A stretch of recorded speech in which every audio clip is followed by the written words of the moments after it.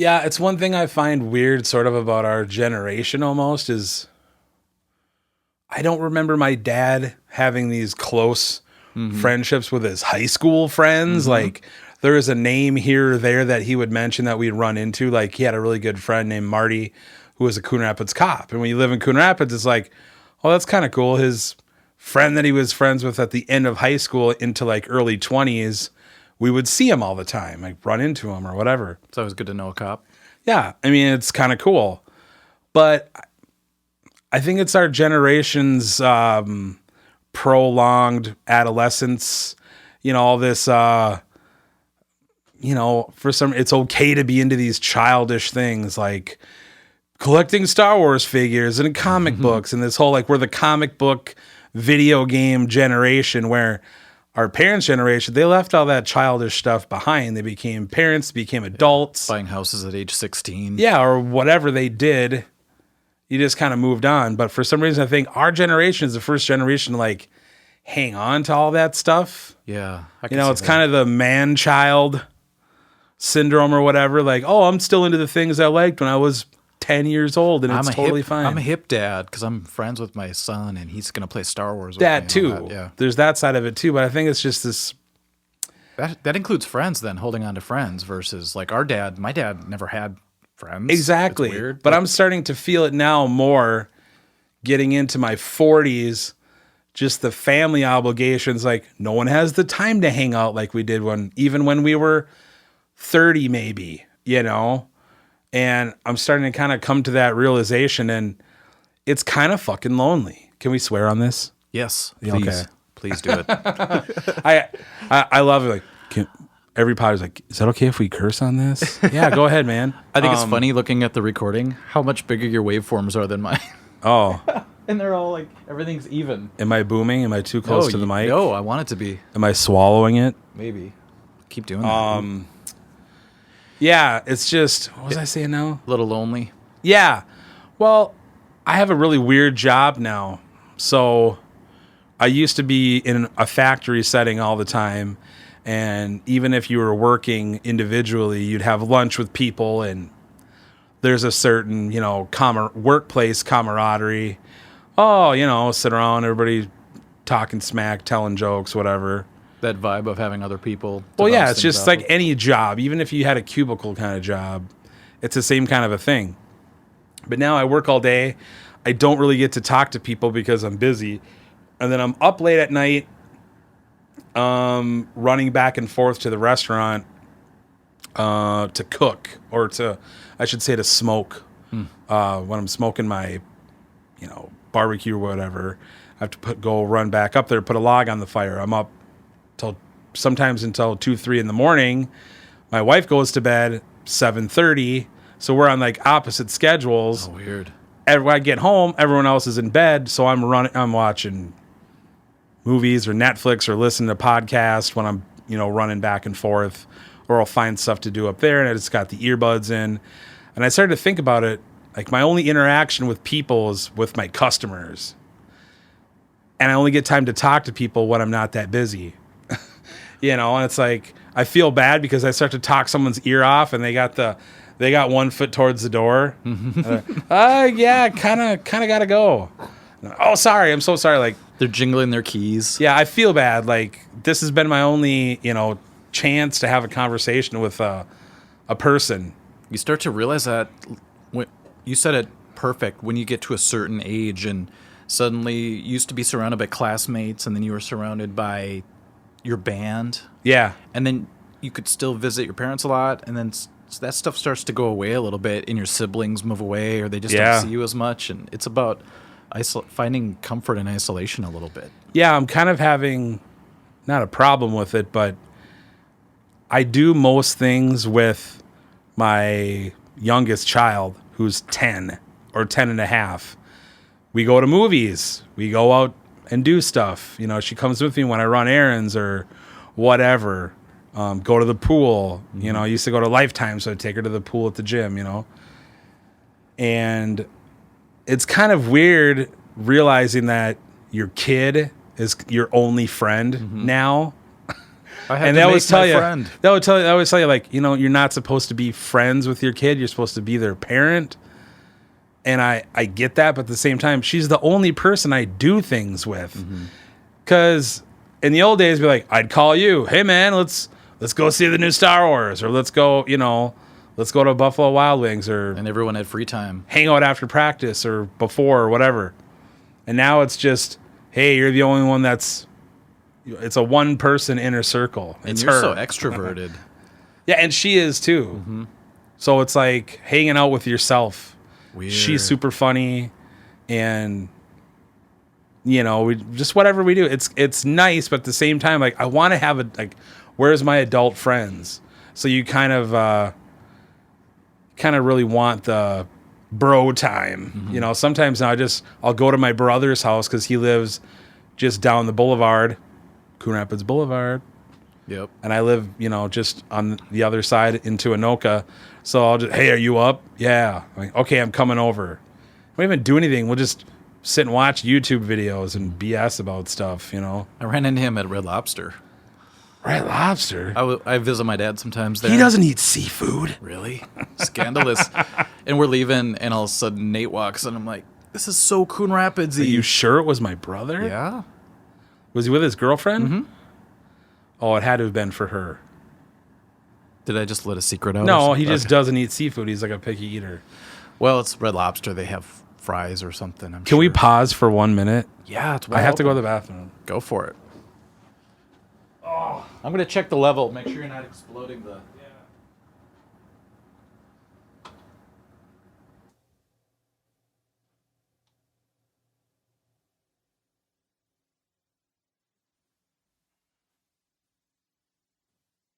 Everything okay? Oh my God, no.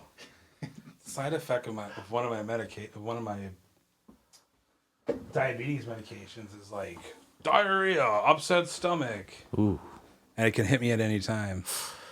How long do you have to take those for? Oh my God. Hear it? Yeah. Well, I'm on them. Like forever? Type 2 diabetes until if I can reverse it with diet, which a lot of people are.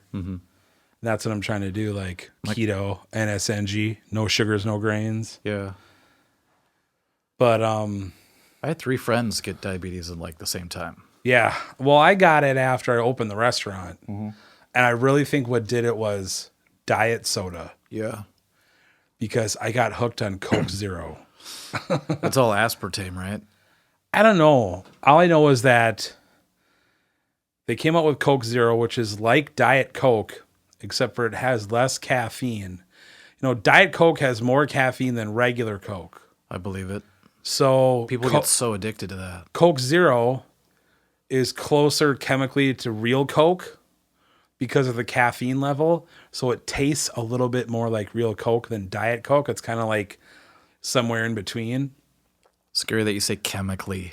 Yeah. Ugh. Well, it's however they do it, you know. Because I started digging into it, like, what's the difference between Coke Zero and Diet Coke? They're both calorie free. Yeah. And it was, it's just, it's a little bit more like regular Coke. And we opened the restaurant. I started stocking it in my pop cooler. And I was working long days, and I'm not a coffee drinker. So I just have a Coke Zero, have another Coke Zero. I end up gaining weight by drinking diet soda. That's the old story. Well, it's true. And I totally believe in all this stuff they say about what's been going on for the last 40 years with all the fat-free foods. Well, fat-free just means more sugar. Yeah, there was a taste like cardboard, they say. Right.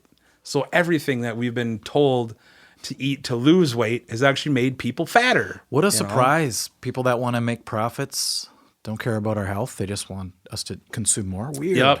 That's so crazy. Yeah, it's crazy. So after I gained, probably almost 20 pounds or just about. How long did that take? I don't know. I didn't track it. I didn't even really, when you're wearing chef pants with an elastic waistband.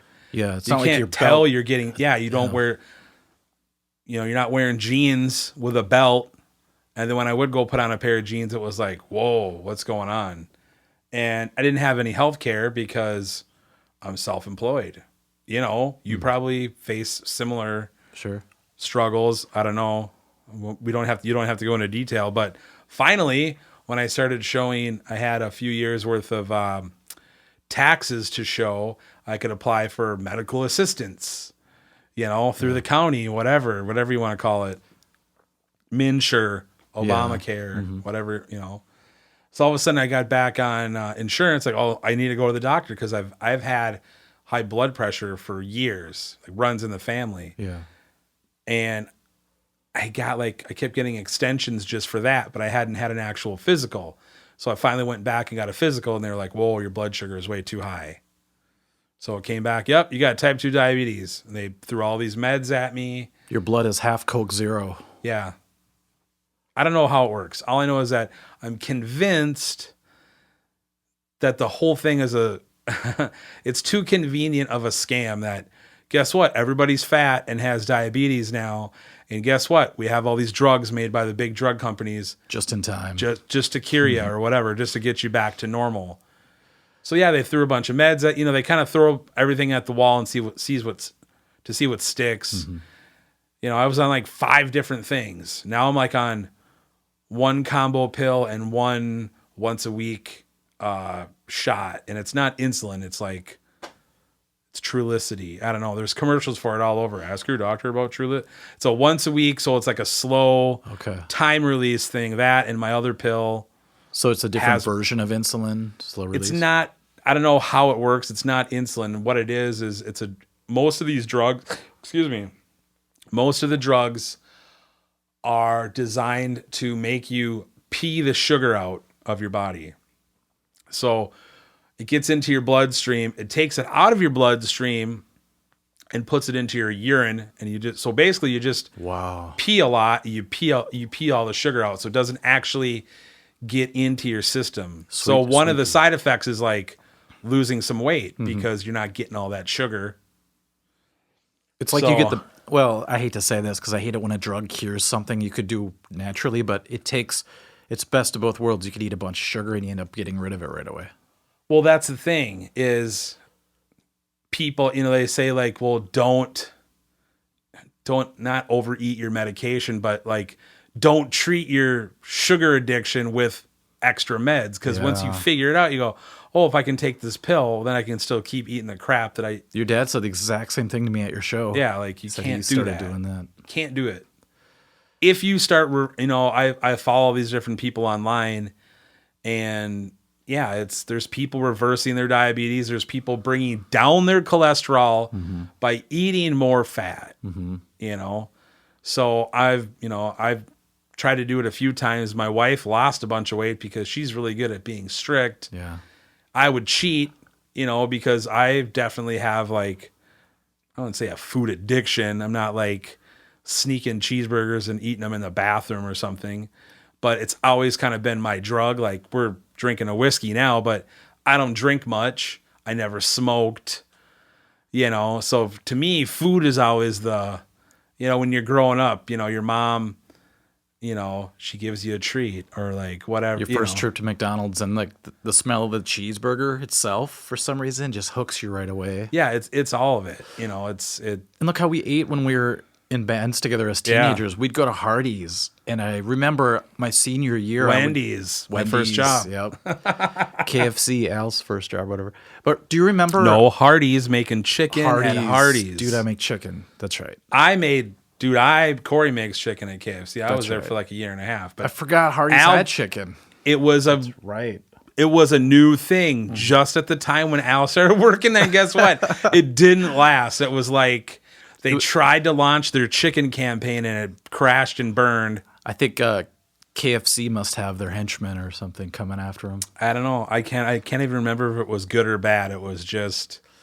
It's kind of like when Best Buy tried to sell musical instruments for a while. Oh, yeah, I remember that. Late 90s. They tried to compete with Guitar Center, right? Like, oh, come get your Gibson at Best Buy. It sounds so funny. Go take music lessons at Best Buy. I don't want to go to Best Buy and take lessons. Now you can't even buy a CD at Best Buy. What are CDs? True. I went there not too long ago, and it was one aisle of CDs. Now it's nothing. Basically, it's all gone. Blu-ray discs, and that's it, I think, for media.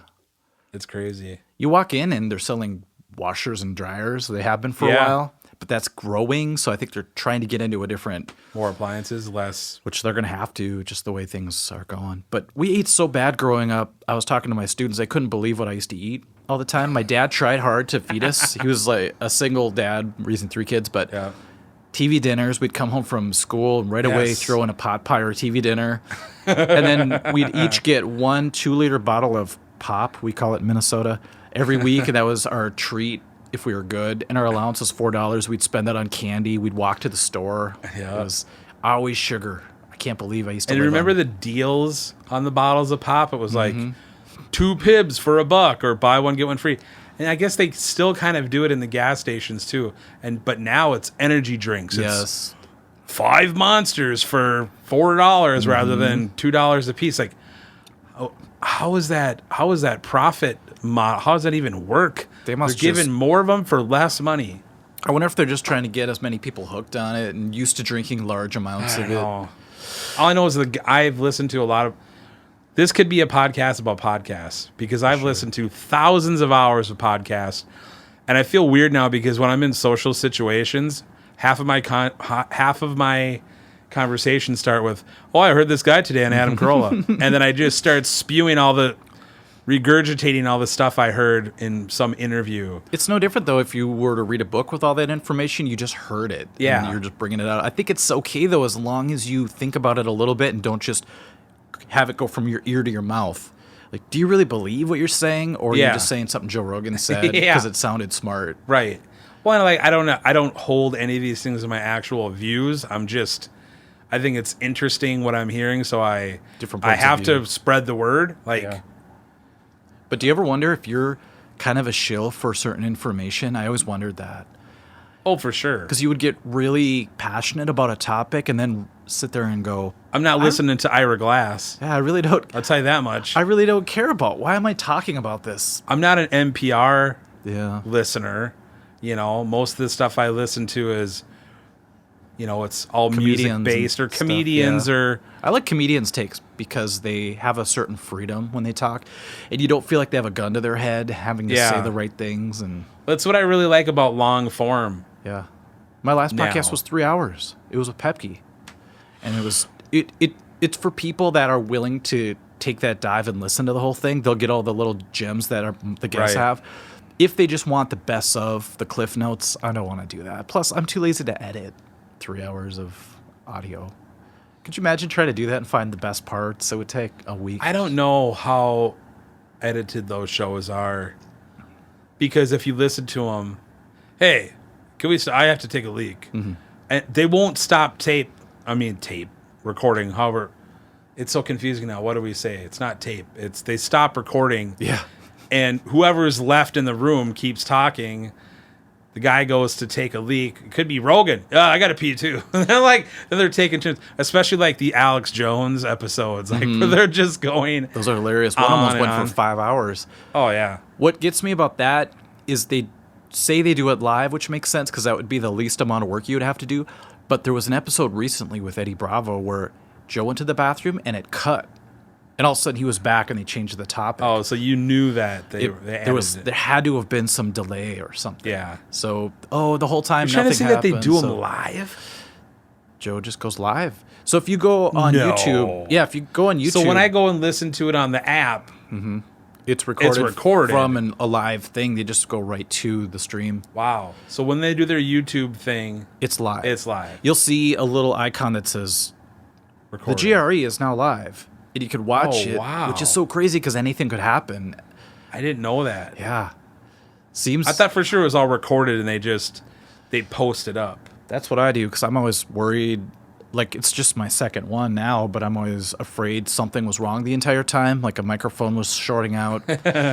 Or like the first episode. Oh, bad audio on podcasts. Yeah, my biggest pet peeve. I know. Even good podcasts can have bad especially audio. When they do live ones. Like since the very beginning, I've listened to Kevin Smith podcast, and he was one of the originators too. Mm-hmm. Adam Carolla, Rogan, Kevin Smith. Yep. And then he started doing the live podcast where he'll go do a live show, and they'll record it for the podcast. And live music audio is like that's chaos, right? Because you never know if that mic is going or if it's all you hear is low, kick drum. Or all you hear is kick drum. And here you have a stage of maybe 2 or 3 people, or the Adam Carolla one's like five people on stage, and his mic may be at like, you know, a 2 for some reason, and everyone else is cranked up, so he sounds like he's way in the background somewhere. He's in the back, and one guy's breathing really heavy the whole time. Yeah, you could hear it.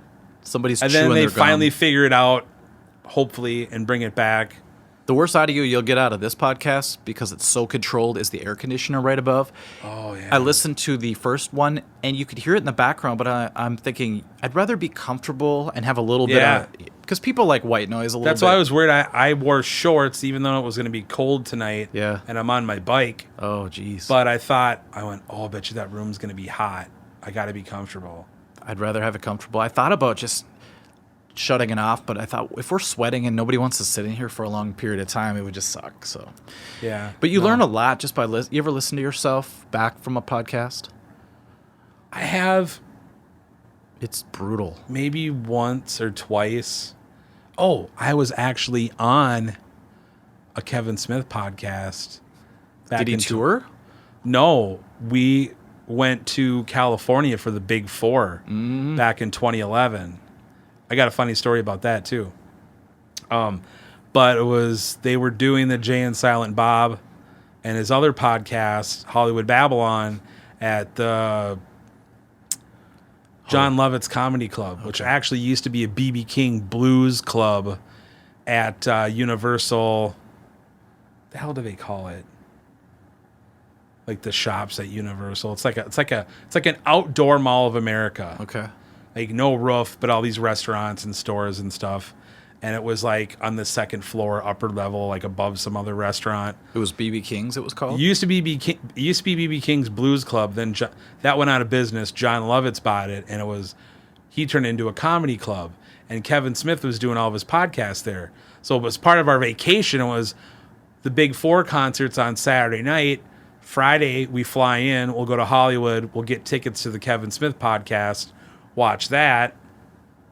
So, of course, we're like one of the first ones in the door because we lined up, and I got like front row seats. You're the kind of guy that would do whatever to get the front row. Sleep yeah, overnight. It was like, let's get there early.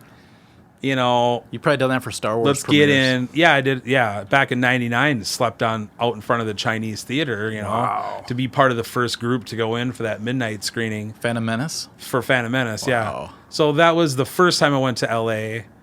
And then the second time was for a different vacation, but this was 2011, so I've been there 3 times now. Wow! But so we go to the show, we get in, we get front row seats, and they always do this thing where they have like a crowd participation thing where they bring people up on stage. Now they do this thing called Let Us Fuck, and it's from the Zack and Miri Make a Porno where Jay played like this one of the guys that was in the porno. So they bring people up on stage and they make up fake sexual positions. Oh, God. And you as an audience member have to like act it out with them. But back then they used to do this thing called Let Us Act, and they would have a scene from a movie and they'd bring an audience member up and you'd have to act it out with them. Would they give you the lines? Yeah, they gave you the lines. Oh, man. So since we're in the front row and they're looking for a volunteer, my wife was behind me like, of course, pointing at me. So they pulled me up on stage. You're good at that stuff, though. But I froze. I'll really? tell you, because I was so like starstruck.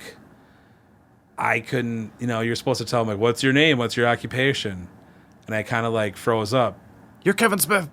Yeah, I was like, my name is Cory. I'm a former musician or something like that. And they kind of look at like, okay.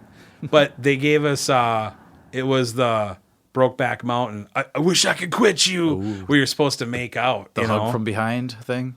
No, it was like the make out, the kissing scene, I think. You're supposed to, because there's a kiss. Yep. They embrace. Mm-hmm. And I was pissed because Jason Mewes like wouldn't even give me like a movie kiss. He put his face like into my neck. Mm-hmm. This fake. I was like, no cheek to cheek. No, I was gonna kiss him on the mouth. I was ready to commit to the scene. You know what I mean? I will kiss you on the mouth because we're doing this, right? he's an actor. Like, I get to be an actor for a minute. You would have gone full tongue. I would have did it. Yep. But so we did that, and then I waited a really long time. Like, they must bank those shows because I feel like I waited months for them to post it. And then I went back and listened to the episode. It was so embarrassing to hear myself on stage doing that little scene. Yeah. Like, I wish I could have redone it because I was so nervous. It's always hindsight. But that was the one time I was on, I can say I was on like a big podcast. Until now. One time, my ex-girlfriend won tickets to see Tori Amos, but she was going to play a private thing for her fans before her big show. Oh, yeah. And it was kind of sad because I had just broken up with my ex-girlfriend. And then she goes, by the way, I won tickets to your favorite singer. And I'm just, oh, God, I blew it. She ended up taking me anyway, which is really cool. But we went there, and she did a Q&A afterwards, and they were broadcasting it live on Cities 97 or something. And she said, any questions? And I just wanted to talk to Tori. Yeah. So I raised my hand. I didn't even really have a question in mind. She's like, yeah. Do you like it? This is before the internet and all that. I'm like, do you like it better when you got signed to a label? And she's like, yeah. And the whole crowd kind of chuckled, and I sat down slowly. Thank you. I figured that was the way it went. Sat down. So I felt really stupid. Did you feel like Chris Farley on the Chris Farley show? Just asking, Remember that time when you were in the Beatles? Remember that time that was awesome. You weren't signed to a label and poor? Was that awesome? Hey, Tori, remember that time you recorded that song, Cornflake Girl? I loved it. It was awesome. Can I be your piano bench for an evening? Will you sit on my back while you pound the keys? Yeah, she was amazing. Oh, dude, my wife dragged me to see a Tori O'Shaughnessy Auditorium. I don't know. I feel like It's that's what it's hard too. gotta be before we started the restaurant, so like 4 years ago. Okay. Maybe it was 2015. She Like, kind of made a weird little comeback. well, she had an album out, No. but as much as I know her material through my wife, through the years, it's like she played nothing I ever fucking heard. She went all new school? It was no. Oh. It was old school, but it was deep cuts that I don't know all of her albums. I know like the radio songs. There's always one or two from each album, but besides that. I know the couple of albums that came out when my wife and I hooked up because when they were new, I was hearing them because she was listening to them. So I kind of knew maybe those two albums from that time, front to back. Can you remind me? Sorry to cut you off. Yeah. I was supposed to give you that double album that she signed for your wife. What? Remember? The Boys for Pele? She signed it and you said she would love it. And I never gave it to you. What? I don't even remember this. Yeah, it's green Oh, vinyl. you were going to give it to somebody. Yeah, and it's just sitting in the corner. So I'll get it. And where did before you leave. get it? She signed it? She signed it when I met her asked her that dumb question. And you don't want it? I almost said I cherish it. That sounds You dumb. just don't appreciate it as much as someone else I might? think someone else would really get a lot out of it. That's cool. She would really like okay. that. Yeah, it's But no, it was hand-signed. weird. It was I hadn't been to the O'Shaughnessy. If we want to get on the topic of music, I've only ever been to the O'Shaughnessy Theater, which is like the College of St. Catherine's, St. Kate's, they call it now. I think I saw Toad the Wet Sprocket there or somebody. That sounds about right. Yeah, that kind of venue. I went mid '90s when I was working at the soup company. My uncle and I went and saw Weird Al there. It must have been '96 or '97, and it was the Bad Hair Day when he was doing the Coolio thing, like Amish Paradise.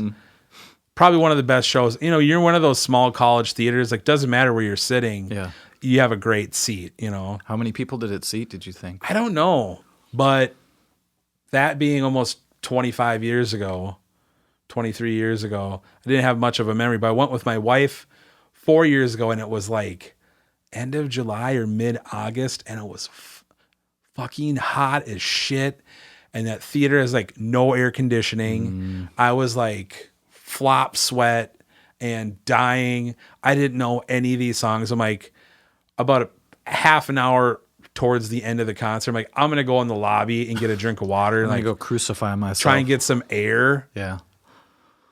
Oh, it was horrible. I couldn't enjoy. Like, I didn't know the songs. It was hot. I was uncomfortable. Do you think Tori was hating it too? I don't know. I mean, she probably had a fan blowing on her or something. I don't know. But I There's was kind of only air upset for the because artist. I bought the tickets for my wife.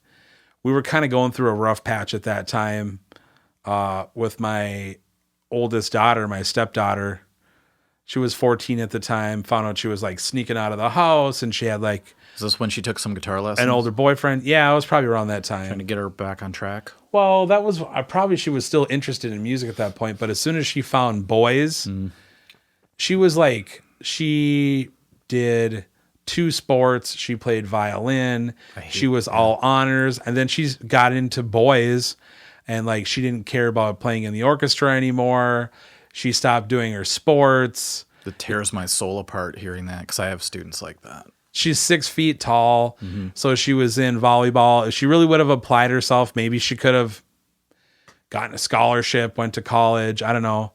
But yeah, it was just, she got that age where all she cared about was boys. But you don't know that as a parent because they're very secretive. And now with the phones and everything, they're like, they can be in constant contact with whoever they want to be. And you don't even know it. Yeah, all the messages delete themselves. Yeah, it was tough. It was so tough. But that summer was the summer I was trying to like, it caused a lot of friction in my marriage. So I was taking my wife out to all these concerts. Oh, I bought her tickets to go see one of her favorite bands, the Counting Crows, at the Caboose. And like an hour before the show, they canceled it because Adam Duritz was sick. Really? And I was like, They waited till the last minute to cancel? Yeah, like we went to the show. The stage was put together. You know, they got to build those stages, and it's kind of between those 2 bars there in like a weird little courtyard. Yeah. And there was all this traffic, people trying to get to the show, and they just had shows cancel, keep driving, get out of here, moving on. So we went to Uptown, and they had that Giordano's pizza place from Chicago was like brand new on Hennepin. Yeah. It's like, oh, let's go and eat. Let's just go out to eat instead. Let's do something. And our relationship was really in this like tenuous moment. So it was like one of the worst date dinners I think I probably ever went on because it was awkward. Like I want to go to this concert and listen to music and like have it affect her so we could like, I don't know. And now you have to eat food with a pit in your stomach. Yeah, and like we argue the whole time, like what's going on? Like, oh, I don't know. So were you taking sides, or was she taking a certain opposite side, and that caused the problem? Or it was kind of like the stuff with my daughter was trying to blame it all on me being like a horrible stepdad. So she was telling my wife to divorce Cory, and her parents were like, "Yeah, if you want to leave him, like we'll give you the money to do it and all this stuff." laying out the red carpet out the door. Yeah. Jeez. And we ended up taking our daughter and going to like family therapy, family counseling, kind of worked it all out, you know, and but it was the worst year ever. And the funny thing too was we just had Father's Day this past weekend, yesterday actually. And the day that all this stuff came to a head was Father's Day 2015. Was kind of a nightmare, and she snuck out of the house. We realized she snuck out of the basement window, and that's when we realized that she had been doing it for like months. And all this stuff came out about she had this older boyfriend. She never told us about it. She'd been sneaking out. Every time she went to go have a sleepover at a girlfriend's house, she was going to that guy's house. His parents knew. They didn't care, you know, but we were totally left in the dark. You know, you really feel betrayed by another parent too when that happens. Like, what the fuck? Yeah, you're supposed to have each other's backs. Yeah, right? my daughter's spending the night at your house. She's 14. Your son is 18. I call you to confront you about it, and you tell me your son is a good boy. Probably trying to be friends with him more than a parent, like you just said. I don't know. We went to the sheriff's. We filed statutory. I was gonna say if it's 18 and 14. Yeah, we did the whole thing. Like, give us the phone, you know, for evidence and all this stuff. That must have been a fun night. It was horrible. I mean, it wasn't just a night. It was like, it went pretty much through that whole summer. And then the guy went away to college in the fall, and it was like, oh, now it's fine. The guy's away. Nope. She started sneaking out with his buddies that were still in town. Caught a guy in her bedroom, like hiding in the corner or whatever. And I had to, then he tried running out, crawling out the window, and I grabbed him and all this shit. Jeez. Yeah, it was crazy. It was crazy times, and I chokehold him? don't look back on it fondly. But now that she's 19, it's like she acts like that stuff never happened. Oh, I hope someday she looks back and at least says thanks for maybe. Well, she's apologized. Okay. Well, people I'm really ask. sorry I did all that, but it's fresh in my. To her, it's ancient history. To me, for us, a year, 2 years, or 5 years feels like nothing because time just goes quicker. It's right? that going down the sink thing. The closer you get to the drain. Well, it's that. These fractions of time are a smaller fraction of our life rather than a larger fraction. Yeah, that was when you're a half her kid, life. a whole summer feels like a year because literally 3 months is a bigger percentage of your life than it is when you're That's well put. 35 or 40. So that it's a real thing. Time feels faster to us because in a way it does go faster. A year is a sliver now. Yeah. It's already what? That was 5 years ago already. What? Yeah. Or 10 years. Like, That's I have reference points for movies and music for stuff. And I try to talk to even my stepdaughter who's going to be 19. And this came out. This was before she was born. Like she wouldn't even know it. And to you, you're saying, no, the new Motley Crue, Dr. Feelgood. What? That's why when people say, why don't you have kids? Because I have students and I care for people. And when I start to see them go to that weird age where they start disconnecting from things they're actually that they love, and all of a sudden become this other thing, I don't know how you get through it. I would go crazy. Yeah, I would say don't have kids. Okay. I can't say that. It's been one of the more amazing things I think that you can do, but it's not for everybody. It's not in the cards for everybody. Look at our good friend Al. He always wanted to have kids. That's not ironic, but it's kind of ironic, I guess. The one who really wanted to have kids has the most trouble. Yeah. And then Blood made it to 40? Yeah. Before he had kids? Yep. 41? And it's changed him a lot too. Oh, yeah. But I don't know. They always say when you have a kid, you get flooded with these chemicals that make you super protective of your family and all that. But I know a lot of guys that have kids and they're still bastards. They disappear. Yeah. Like it's person to person. I mean, I don't think I could ever. It kills me when I see people post things on Father's Day like, Happy Father's Day to all the people out there that had a father. I didn't, but I'm okay. So it's cool. Rock on. I always really feel for those people because I really don't know how a person could have a kid and then just not see them or talk. I really think there's something broken in those kind of people. There's a coldness or something because, or you have to be extremely strong to fight back those urges or feelings to maybe want to talk to them, even though you know you can't because you've extricated yourself from the situation. I don't know. I don't know what I would do. I don't know. You probably drink yourself to bed every night and have to try to forget. Yeah. It would have to be something like that. I love my kids so much. My stepdaughter too. She was my first kid and she was 5 or 6. 5 going on 6 when I met my wife. Really? So that's why all this stuff was so hard because at the time I had been her dad for almost 10 years. Jeez. And then she finally started with the, you're not my dad. I don't love you. You're mean. All this kind of stuff, which really hurt because it was well, really, I have been your only type of a dad. Yeah. And I've always been there for you. So those things were kind of hurtful. I bet. All those years. You realize it's just teen chemicals, right? It's not only that, but she has to have weird feelings about the fact that she's never known her biological father either. He's never been in the picture.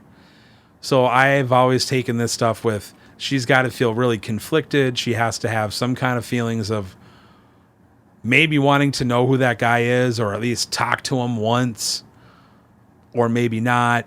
But Father's Day is always good for me because she always gives me a card. She usually writes me some kind of a letter I know I've been a bitch.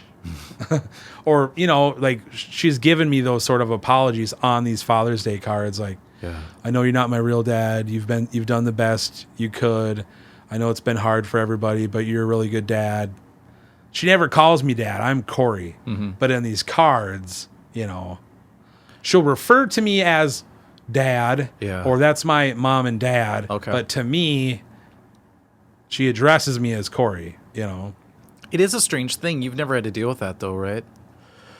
I've never had to deal with the other parent or like the ex. And it's the one thing that I'm very glad for, because I'm sure that has to put another stress on your relationship, with your partner, dealing with the ex and the kid. And especially if he's trying to maneuver back in or get something out of it.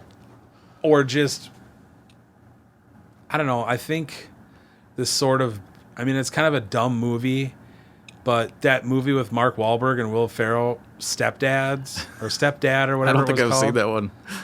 It's actually pretty good because it's fairly accurate. Like, the real dad was a prick. The mom divorced him. That was Mark Wahlberg, probably? That was Mark Wahlberg. Okay. He's kind of out of the picture. Will Ferrell's like this super nerdy stepdad who's like 2% of the amount of cool that Mark Wahlberg is. But, he's a good guy. He cares about the kids. He goes out of his way to try and, like, step up to the, That could be the name of it, too. Step up to the plate, That sounds like Liar Liar a little bit, too. Yeah, I don't remember that movie that much. Jim Carrey was the neglectful dad that was trying to make up for things. Okay. And the new guy came in. Yeah. That's an age-old story, though. All I remember is, what does it look like I'm doing? I'm kicking my own ass. The pen is blue. There's so many great moments in that one. I think that's the only Jim Carrey movie maybe that my younger daughter is like obsessed with Jim Carrey. Yeah. She saw the documentary Jim and Andy on Netflix before she even saw The Man in the Moon. Okay. So she watched like the behind the scenes making of a movie that she'd never seen. Weird. Because she loves Jim Carrey. Go into her room at night and she'll have like The Grinch on playing while she's falling asleep. Wow, she's gonna be a comedian, I think. I think so. She's pretty funny. Plus, she just got diagnosed like ADHD because she's like horrible in school. Yeah. And every podcast I've ever listened to, every artist, almost every single one. Yeah, I was the class clown. I was terrible in school. Didn't know where to put that energy. I was good in music, or I was good in sports. Yep. Or whatever, and that's totally her. Like, it's just the story in the making, it seems like. It is. It's really funny. And the thing I've kind of taken away from, if we want to get back to the music side of it, is, and I don't know how many people know our backstory or your backstory. That's the other thing. You're going to have to do a whole series on the myth behind the man that is the art of guitar. Well, what's funny is just through the guests I have on, it comes out in little drops. So. Yeah. That's a storied past, right? Yeah. But in a way, I've always kind of felt like, then you also hear stories too from artists that are like, oh, my dad loved music. He was like a jazz piano player, but then he had me and he had to get a job. So he stopped his dream. But the piano was still in the living room. Right. Like married my mom. And then I picked it up. He encouraged me. And that's sort of the way I've been seeing it. Like, maybe all of my dealings that I've had in the business of show or whatever, I can at some point like funnel it to her or use it. My daughter's boyfriend too is like a rapper now, and I try and give them like sage advice. They don't want to really hear it. Yeah. Tell your old man to can it. But I try and tell them like, you got to listen to different. They're trying to get on the next tip. They want to be the next. But the rap that they're doing sounds like all the radio rap. Yeah. It's all the mumble rap with like the auto tune. So they're aiming the moving target where it is now and now it's going to be. They're not doing the Wayne Gretzky where you have to go where the puck is going to be, not where the puck is. The hard part's knowing where it's going to be, but... Right. Well, you can't really guess that. You just have to try to use your own intuition. And that's what I try to tell them, like, look, when we were kids, we used to have to hear about a band from a friend or see a video on MTV and then go to the record store. Do you have the money to buy the CD? Maybe not. mow the lawn, ask for allowance, or I could afford the cassette, but not the CD. or like have your friend tape it off of a CD, because we had those or off technologies the radio. off the radio. I did the same thing. Mm-hmm. Sounded great. I remember recording Bread Fan by Metallica off 93X, and it sounded so killer. I remember having guitar for the practicing musician. Yeah. And whatever songs have the tablature for the bass lines, because that was the other thing that I could go on a rant about guitar magazines, because you were lucky to get one. Yeah, they didn't have a bass line for all the songs. Like some of them were just guitar. Yep. Some of them had bass. So I had the issue with Alex Lifeson and Geddy Lee on the cover, and it was Tom Sawyer. Mm-hmm. So I went to KQ, put in the tape, and waited for Tom Sawyer to come on, because I knew it was in the rotation. How long Recorded did you it off wait? the radio. Like all day? Just like a day. Okay. Like you knew it was gonna. That's It's KQ. That's dedication. Their playlist is pretty predictable. I knew if I sat there for an afternoon when I was 13 or 12 or whatever, when I got that magazine, it would come on. I just had to hit play and record at the same time on the boombox or whatever. You realize no one would do that these days, or at least it seems like they wouldn't. Back then, we had all the time in the world to wait for a radio station to play, Or wait for the premiere of a video. yes, on Headbangers Or Ball. TV. I mean, TV shows were all appointment viewing. You had to wait. They didn't drop all this stuff off at the same time. You had to wait. But getting back to my point of the technology, I told these kids, you guys are lucky. You have the entirety of music history literally at your fingertips on Amazon or iTunes or Google Play Music. You can just stream whatever you want. Yep. But here's the same thing. How do you find different artists to listen to? You have to search for it. They have everything. You still have to know some names. Right. But I told them, you guys are playing hip hop. You're doing you're rapping, whatever you want to call it. But get outside your box. Don't just listen to all the stuff that's on the radio now or the stuff that you guys are following. Go back and listen to old school hip hop. You might think it's cheesy. It has a way of coming back, though. But yeah, it has a way of coming back. Go to your roots. Listen to old punk rock. Mm-hmm.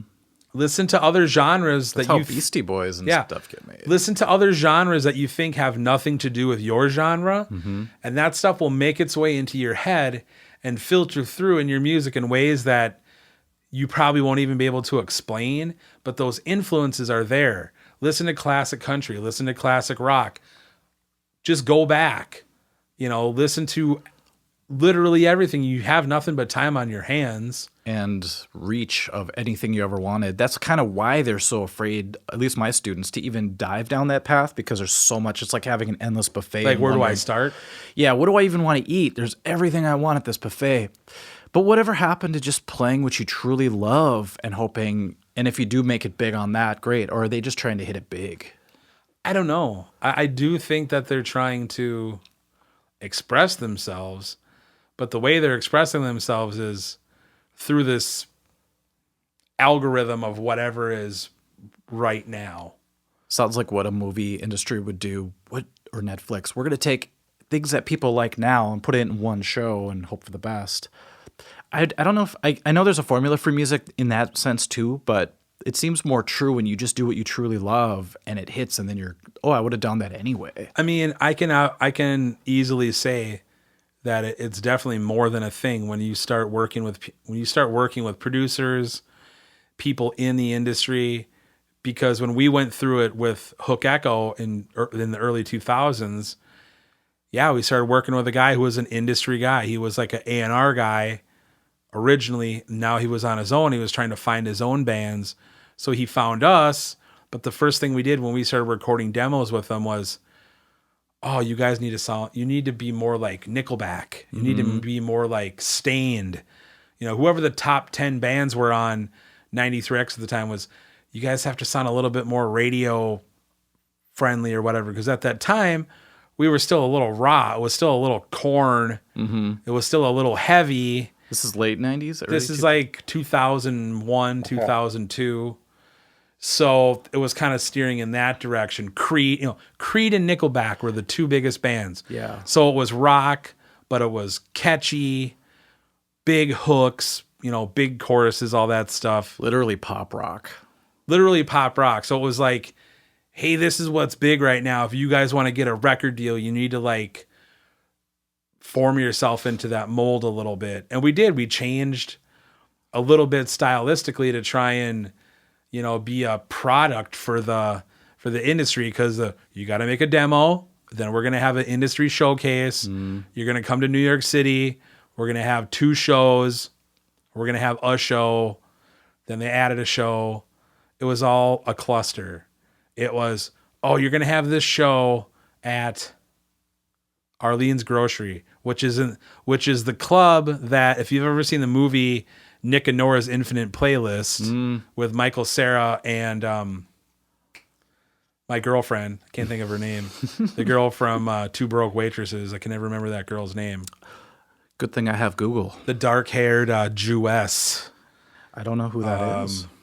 I am horrible with names, but she's beautiful. He falls in love with her. His band is playing at this Arlenes Grocery place, which is where we played. That was our first showcase show. So all the A&R guys were scheduled to go to that show. Kat Dennings. Once we had that show booked and we got to New York, at the last minute, they said, oh, we got you a show at CBGBs. So we were pumped, like, oh, we're going to play CBGBs. That's like First Ave. Right. That's like the Whiskey A Go-Go. You know, it's iconic.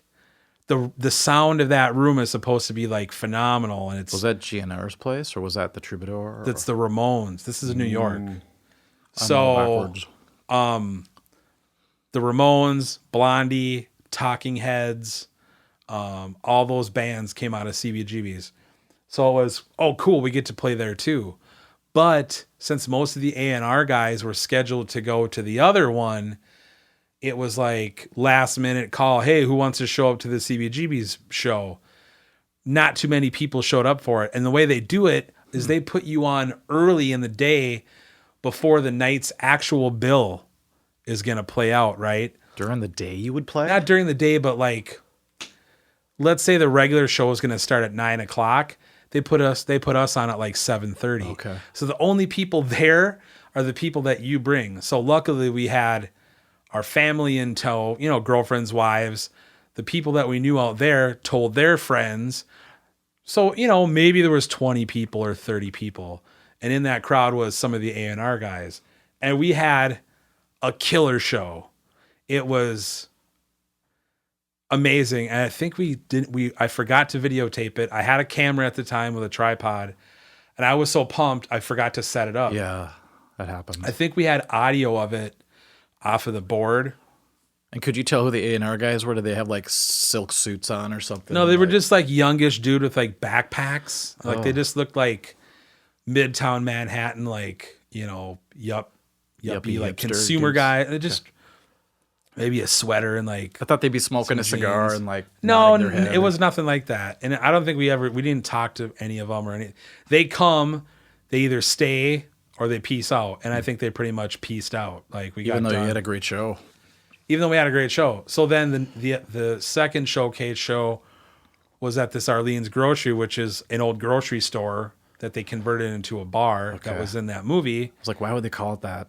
Yeah, which I saw years later, like, and then you're watching the movie like, oh, I was there. I played there. I was there, you know. That's like when you watch Purple Rain now and you realize we've been on that stage. I stood right there. Well, it's kind of like Will Ferrell and Elf when he sees Santa. I know him. Like, oh, wait, you're not him. But I was thinking that, like, when I saw that movie. But so we do the second show, and this is where, like, the bulk of these A&R guys came to the second show. Our entertainment lawyer came. We were being represented by Peter Lewitt, who's, like, one of the biggest entertainment lawyers. Who set all this up? Our manager. We had this guy who was a former A&R guy. His name was Dean Kramer, who found us because we were getting plays on 93X Loud and Local. That's okay. He's the one that kind of plucked us out of the Minneapolis crowd. But he had all these connections because he used to work for, I can't remember if it was Island Def Jam or one of those places in New York for a short time. So he knew people. So he hooks us up with the entertainment lawyer guys there. You know, like maybe at the time, maybe this dude was like 45 or 50, but like cool, like gray hair, like, you know, like sweater, like Rolex. Like experienced, but still hip. Experienced, you know, clean cut dude. And we played for him at the SIR studios. If you're familiar with what SIR studios are, you go in and it's a rehearsal studio that already has everything there. You just bring your guitar. Wow. And there's a big mirror. You know, this is where all the, down the hall, J-Lo was like rehearsing for MTV Video Awards or something. So it's to get your stage act down. It's to get your stage act down. There's a PA and a giant stage length mirror so you can watch yourself as you play. That was Dean's old dream for our band, remember? Yeah, like set up mirrors everywhere. Yeah, choreograph your moves so you can be conscious of like what you're doing. Yeah. So we played for him there. He seemed really cool. Then we do the show. And the show for some reason was like, it was terrible. We didn't play well. Like the sound was bad. The guy that did our industry demo, the guy's name is Steve Diacutis. He actually just did an album with Cory Glover from Living Colour. So he's kind of a big East Coast guy now. The singer from Living Colour? Singer from Living Colour. But this dude has a home studio in Edison, New Jersey. That's where we did our demo that we used to shop for all this industry stuff. Well, he came and did live sound at that show, and it did not work. Really? I don't know why. Like, I was mad. I was like, I had nothing in my monitor, and I'm pulling like the rock star move, like pointing at the monitor, doing this kind of shit, you know, pointing up, like what? Yeah. Giving them the hands up, like what the fuck. Mm-hmm. So it was just weird, and like that was the show where more of the guys were at. Ooh. Entertainment Lawyer was there. My mom was there, drunk. She wandered up to like one of the A&R guys from I don't know what label it was. Like, are you gonna get my son a record deal? Oh God, like, just super embarrassing. Like that never works. Does oh it? My God! And but the other side of it was we were pretty good. And if it was a different time, we may have even landed some kind of a deal. Like we may have had an album released and gotten on the charts or made a video. If it was maybe 3 years ago. Well, this was 2002. So you got to remember, we were there. It was exactly the 1 year anniversary of 9/11. Okay. So there was still like a weird vibe in New York City. And we were also in a recession. And it was also when all this digital music stuff was just happening with Napster. And like the record companies didn't know what was happening with MP3s. They weren't really spending a lot of money on new acts unless you had already kind of proven yourself. So they were signing people that were like, oh, we have our own independent label and we've sold 40,000 albums out of the trunk of our van touring, you know, the Midwest. Sounds like Quiet Drive. They had a following on MySpace. Right, exactly. Okay. Yeah. Exactly. Stuff like that. We weren't quite there. We were more unknown. So they were, you know, they didn't, you know, it's a gamble. They don't want to risk their money. And especially at that time, the economy was bad. So it was kind of like not business as usual. So really nobody was getting signed. And that's when we had our little small window of opportunity.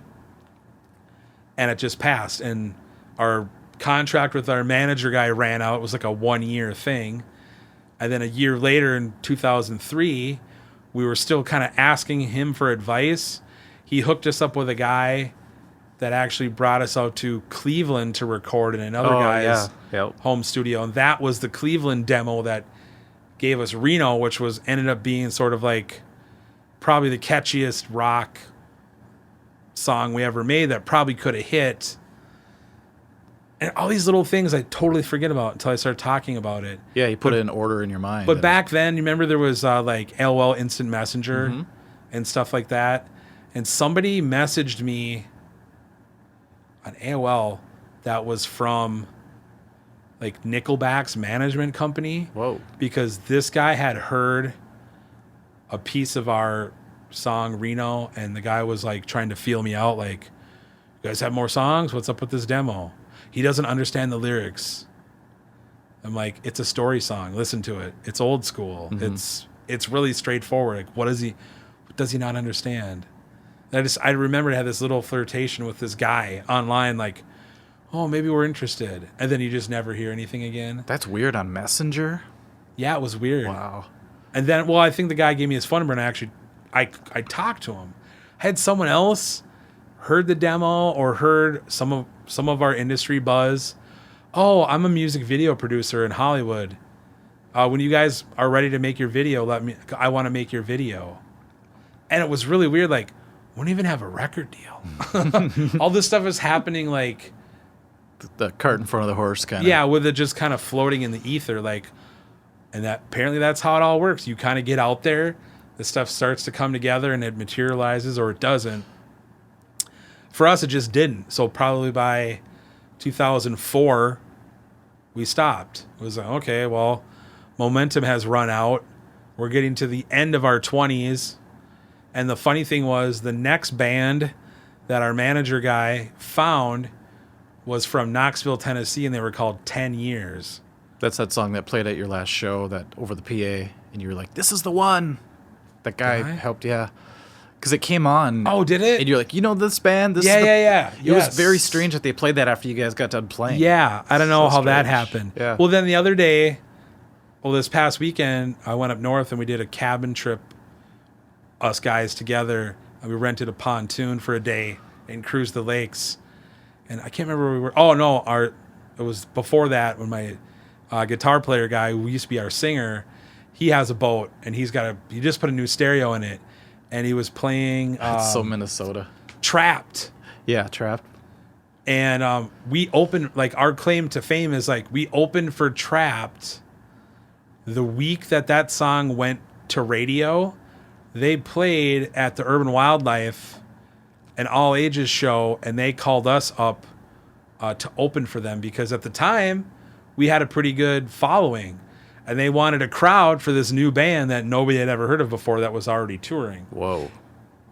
So we played with them, and their song had just hit 93X like 3 days before. What was their big tune again? It was called... Was it... I keep thinking of Chevelle. Chevelle is very similar to those guys, but better. Chevelle is a little bit more Tool-y. Totally Tool-y. Totally Tool-y. And that's another funny story was we had some friends locally here called Down and Above that were a three-piece. Yeah, I remember those that were guys. Heavy and melodic. Headstrong. That was in Headstrong. Madden. Take you on. Yeah, that was in Headstrong. it was in Madden 99 or something, or 2004 or something. Yeah, it was 2000. I don't even think, maybe it was 2004. It was on the opening screen too. Yeah, I think it was the summer of 2004, because by the end of 2004, I think we were already done. Might have been 2000. No, I think it was 2003 because we did a Battle of the Bands at the Hard Rock Cafe. And then a couple months later, we did that Trap show. Like, we had a couple of these big Minneapolis shows. And the funny thing was we were so unorganized. Like, with these big shows where we had no CDs to sell or give away. No merch. It was like we blew these opportunities. This is after your manager went away? I think so. But since he was East Coast based, he was like... Oh, he's hands-on. He was hands-on. I mean, he was just trying to get us the deal. And when the deal kind of fell through, he kind of like, well... He didn't manage any day-to-day stuff for us, really. I'm surprised no one in your band stepped up and said, I got to just get this shit together. I did. Okay. It was me. You know, they had a thing in downtown Minneapolis, and it was an industry... It was almost like I don't know what it's called, but it was almost like a South by Southwest where a bunch of radio people come to Minneapolis. And I think Saliva played at the Urban Wildlife. It's like a private show. It's like radio people only with like passes. Okay. And I heard about this shit. So I went down there with like demos to like hand out to all these radio people, which is like, they don't play unsigned bands. Yeah. But I remember I found this group of guys, and they went into the bar that was next door to, was it a sushi place? or the Thai place. What's the big Thai place? Chiang Mai Thai. No, they have a chain. Oh, I have no idea. There's one right in Maple Grove. No clue. You don't know Asian food? Come on, Mike. I know, being half Asian. Right on that downtown, the old downtown, the fake downtown part of Maple Grove. Yeah. Don't know. The Thai place. No clue. It's the biggest Thai place in Minneapolis. They're like a chain. They have one in Maple Grove. Gurgle it. Anyway, so I end up sitting with these guys to talk to them because I kind of just glommed onto their group because one of these guys started talking to me, gave him a demo, and I just sort of like by osmosis just kind of like entered their little party. Yeah.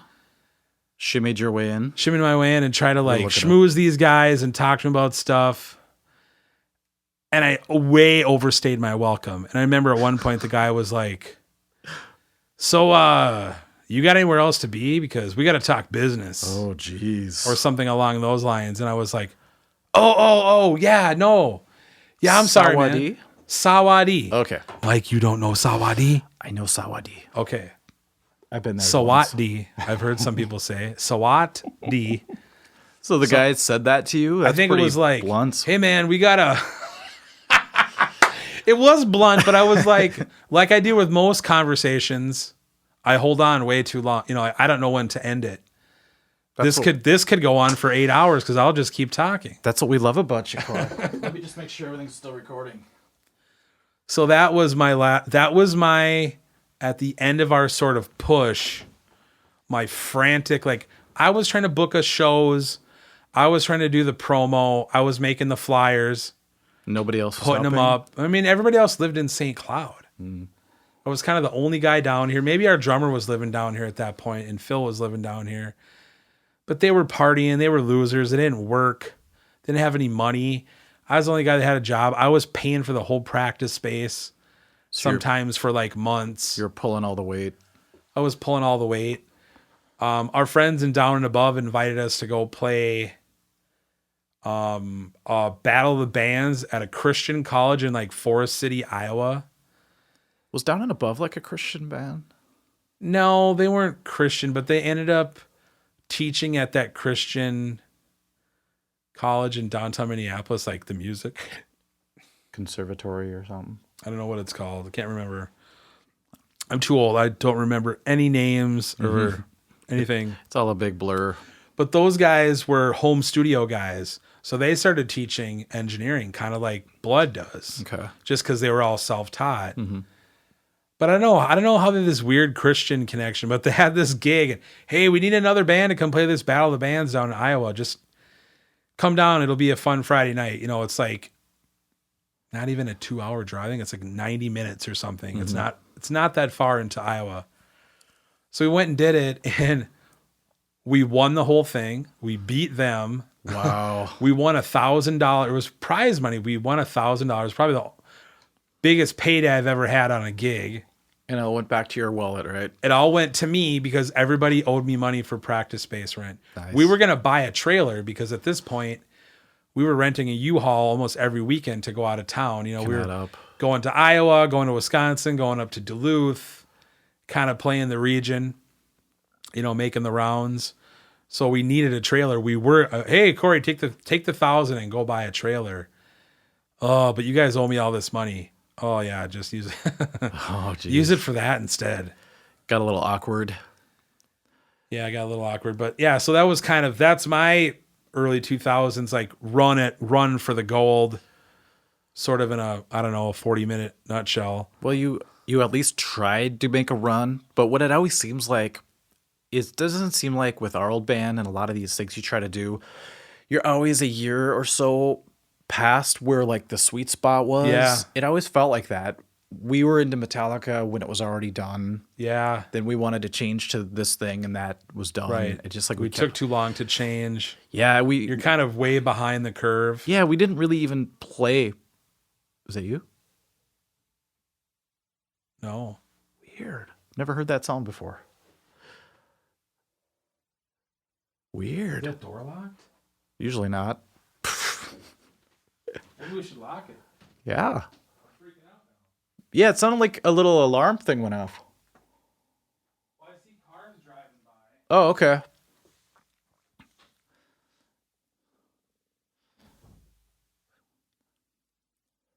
I don't trust Osseo.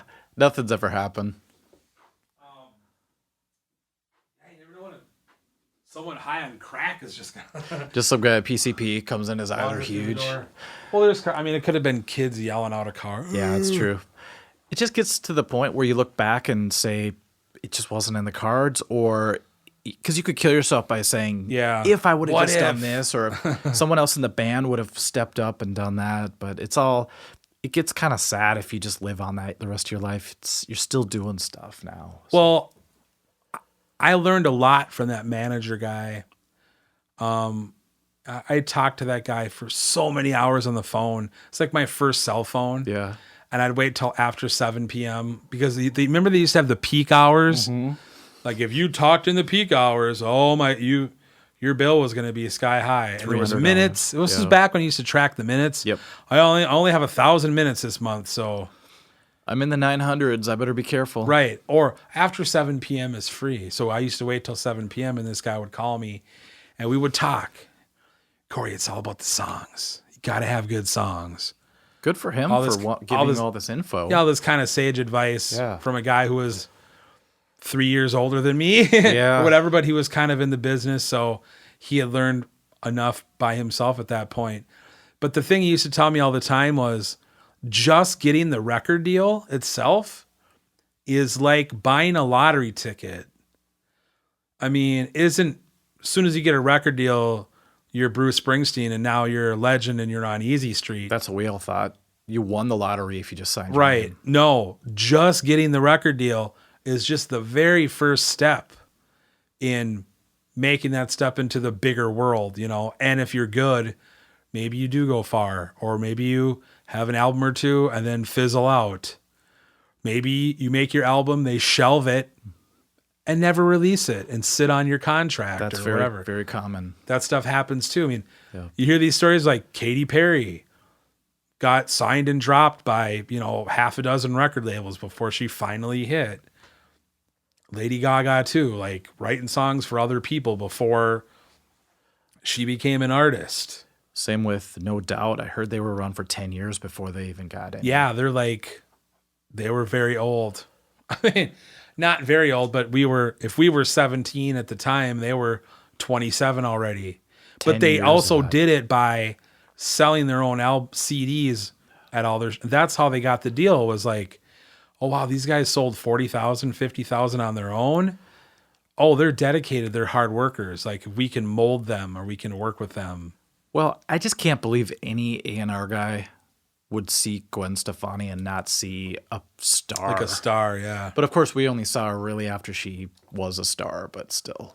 Well, the story from like they're behind the music that totally made sense to me was when they were first discovered or when they were doing all this poppy ska stuff was like in the heart of like grunge, Nirvana, Soundgarden, all this dark. So they were ahead of the time. They were ahead of their time. And one of these guys who finally signed them later said, give these guys 5 years. Once the cycle turns and we go away from what's big right now, they're going to be the next big thing. And that guy was right. That guy totally nailed it on the head. Yes. Like, did he have some insider tip that it's going ska? No, it was just, he could tell they were talented. They just weren't right for that moment. Gotcha. Like, they can't come out now because people won't get it or people won't like it because we're in this moody Eddie Vedder Pearl Jam phase and they're this bright, like energetic, dancey. It would just would be against the grain and people would go, oh, what's this? But wouldn't they think they could start the change? Or do you have to wait for the intensity of the Pearl Jams and the... Well, if you think about it, they did because they came out in like 94 with Tragic Kingdom. I believe it was 94. Was it my senior year of high school, I think? Sounds right. When they came out with that. Because Kurt Cobain had died a year before. Right. So that was kind of the beginning of the shift. But if you think about it, even up till 96, you had second and third wave kind of alternative grungy stuff that was still coming out. Totally. All these names are coming to me right now that I forgot about. Candlebox, even the Sponge. Remember those? Yep. Sponge was like 96-ish, maybe 95. 95. I worked at Sam Goody, and I remember selling the Sponge album, and it was "Save a Prayer for Me," or whatever that song was. Yeah, I remember they came to First Avenue. Like I vividly remember all that stuff too, and I remember that shift. Like it started going towards like Cake. Yeah. You remember second Cake? Podcast, second mention of Cake already. Oh, really? Yeah, John Pepke loves Cake. He's like, of course he does. I'm going to start a Cake cover band, tribute band. Well, I thought about that too. Like, why isn't there a ZZ Top tribute band? There are. You just got to Google it. They're probably in Texas. No, I don't say that. Sorry, you're shitting on my point. Oh, you're gonna okay. The reason why there's no like big ZZ Top tribute band is ZZ Top still tours every summer. That's true. You can still see them. Like most tribute bands are for bands that you can't see anymore. There's truth to that. I think. Or you want to see their early version too. That could also happen. Like I always thought it was weird that there's a local band of guys that I know that have a Foo Fighters tribute. Yeah. It's like, we played why? with them. They're still on the radio. You can still see them. They're not as accessible though as a band you could see at the Caboose or something. What's funny is one of my friends is in the Rembrandts. Do you know those guys? Yeah. Did the Friends theme. I thought those guys moved away and like Phil stayed back and then he recently moved and they're redoing it now. But he made a funny point. He said to one of my friends, he said, we'd probably get more gigs if we were a tribute to the very band that we are. If we were a Rembrandts tribute band, we'd get more gigs than we do being the Rembrandts. I thought that was kind of funny. There's some truth to that. Because when you're the actual Rembrandts, it probably looks a little sad that you're making a comeback after like 30 years. Like, oh. And you got to convince people. Oh, they're trying to make a comeback? And you have to remind them sort of what you did, but you don't want to live on that, right? Probably. So I don't know. I never got that deep. It's kind of how I feel about Soul Asylum now. Like, their original lead guitar player guy quit. My next guest is Murphy? The wife of a guy who's in Soul Asylum now. What? Ryan, he was in Malman, and then he tried out for Soul Asylum, so he's in it. So it's a weird connection. Well, you know what's funny is their bass player guy died of cancer. I think the guy's name was Carl something. So now they have a different bass player. You know, it was like a touring guy, kind of like the Stones. Like Bill Wyman quits the Rolling Stones and just gets some hired gun back there to, you know. They have Michael Bland playing drums sometimes, Soul Asylum. Yeah. Well, that bass player guy that I know, Ian, that used to be in Down and Above, that now plays with. Is that the guy that played that night you guys played? He didn't play that night. Okay. Who was that guy? That was the dude from Avalanche. The Avalanche that's show. Stun. That's the guy. No, who was the black dude that played? Oh, that he was like some Hollywood. Dan Knight. He was in from B.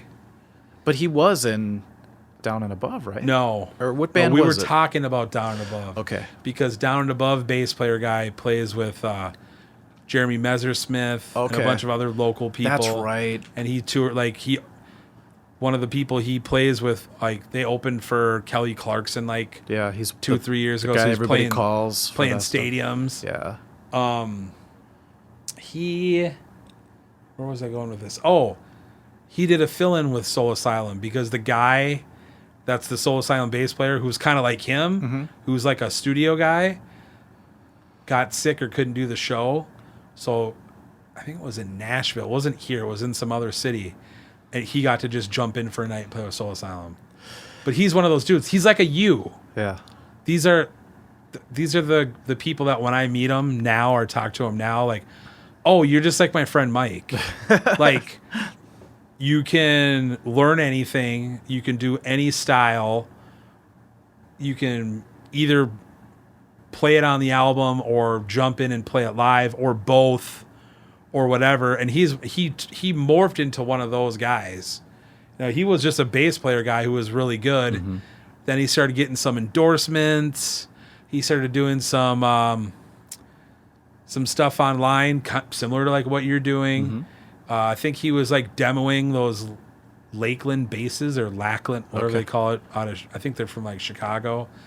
He really liked those basses, so he sent the guy a demo tape. Like, I want to do this for you. So the guy, they paid him in basses. Like, here's a couple $2,000 basses. It's worth it to them to do that. We'll use your little clips on our website for people that want to hear how our bass sounds, you know, through a Fender amp on a bunch of different EQ settings. With a pro playing it. Yeah, like here it is flat. Yep. Here's a bunch of highs. Here's a bunch of high mids or whatever. It's a good symbiotic relationship between people who have subscribers and these companies. He's great, dude. You should follow him on Instagram. I almost had a gig with him. Is this the guy you were telling me about? Yes. Because I actually gave the gig to somebody else because I was going to have another show that night. I didn't realize it, but I would have met him then. And what was the gig? Allison Scott. It was a corporate gig. Oh, okay. And it paid really well, but there was a couple circumstances. You were going to play guitar for her? He was going to be the bass player. Yeah. She calls her. She has a circle. Is she a of piano musicians. player? Yeah, she's like jazzy and kind of rocking at the same time. Really cool music. Yeah, he does all kinds of like young artists, people that are emerging. You know, really, he's a studio guy, so he'll do the stuff in the studio, and then I think they go, "Oh, well, you got to come do the tour." They got to pull him out of the studio Right. to jump. That's my problem. Is I hate touring and buses and all that. So it's almost I'm comfortable in this controlled atmosphere with but you. you're so good live. I'll still play You with can toss the candy bars. Yeah, I'll still play with Mark once in a while, but it's mostly the Heart Tribute Band and YouTube. That's it. Heart Tribute Band is very good. Thank you. We have a big show coming up. We're opening for Foghat and the Guess Who, which is kind of. I saw that. Yeah, Rudy I thought you were opening for other. I thought you were opening for a Foghat and a Guess Who tribute. Nope, the real deal. Rudy Sarzo played bass for the Guess Who, so I want to get his What? autograph. Yeah, I didn't know that. Dude, when is that? I need to go to that. July 13th, I think. Fuck. You got a thing? I have a thing during the day that day. I'm doing the Noka Riverfest. It's like their big Riverfest outdoor craft show thing, but I'm going to have a booth set up for the restaurant. Swing out when Selling you're food. done. Where is it going to be? Like Medina? Buck Hill. What do they do at Buck Hill in the summer? Big concerts. Like outdoor? That whole weekend they have. Who else do they have? Some guy from the Eagles is playing, I think. They just have these big. This is so weird. Yeah, it's a strange thing. Do they just charge a cover? I don't know. It's Is an it outdoor. tickets? It's a huge outdoor festival type thing. Oh, man. Oh, guess who's going to be here October 3rd? Who? Heart. The actual Heart. The day before my birthday? And with Joan Jett and Heart. Somebody gave us an insider tip. Who was it? It says St. Paul on the tour Yeah. because I saw it on Instagram. I think the band's going to try to figure out a way to get group tickets or something. Better. I'd love to see Heart before it's over because they were fighting, I guess, with each other, the two sisters. And Well, so they disbanded for a while. They disbanded for a while and they just got, like, they just Yeah. reconciled. They're probably Yeah, like, it's all weird family stuff, too. Like, that stuff. the one didn't like the other one's husband. I don't know what And it was like real. a whole weird family feud because kids involved. and all the that. guy, the one lady's husband, like put her hands on the other lady's kid or something. Like, You know, when there's hands on someone, there's I don't care if you are Ann Wilson's husband. This is Nancy Wilson's kid. Fuck you or whatever. I can't remember exactly how it was, but I heard it on WTF or somebody had Yeah. her on and they talked about it a little bit. Oh, they had Anna on or Nancy? I don't know. I can't remember. I keep having Nancy. this weird feeling like I'm going to meet Nancy Wilson. Nancy's someday, the guitar player, right? Yeah. It was Nancy. Okay. Definitely, because she talked about all the guitar stuff. She's the reason I'm in the tribute band, just from my love for her. Yeah. I have to play her music. Did she play any of those solos?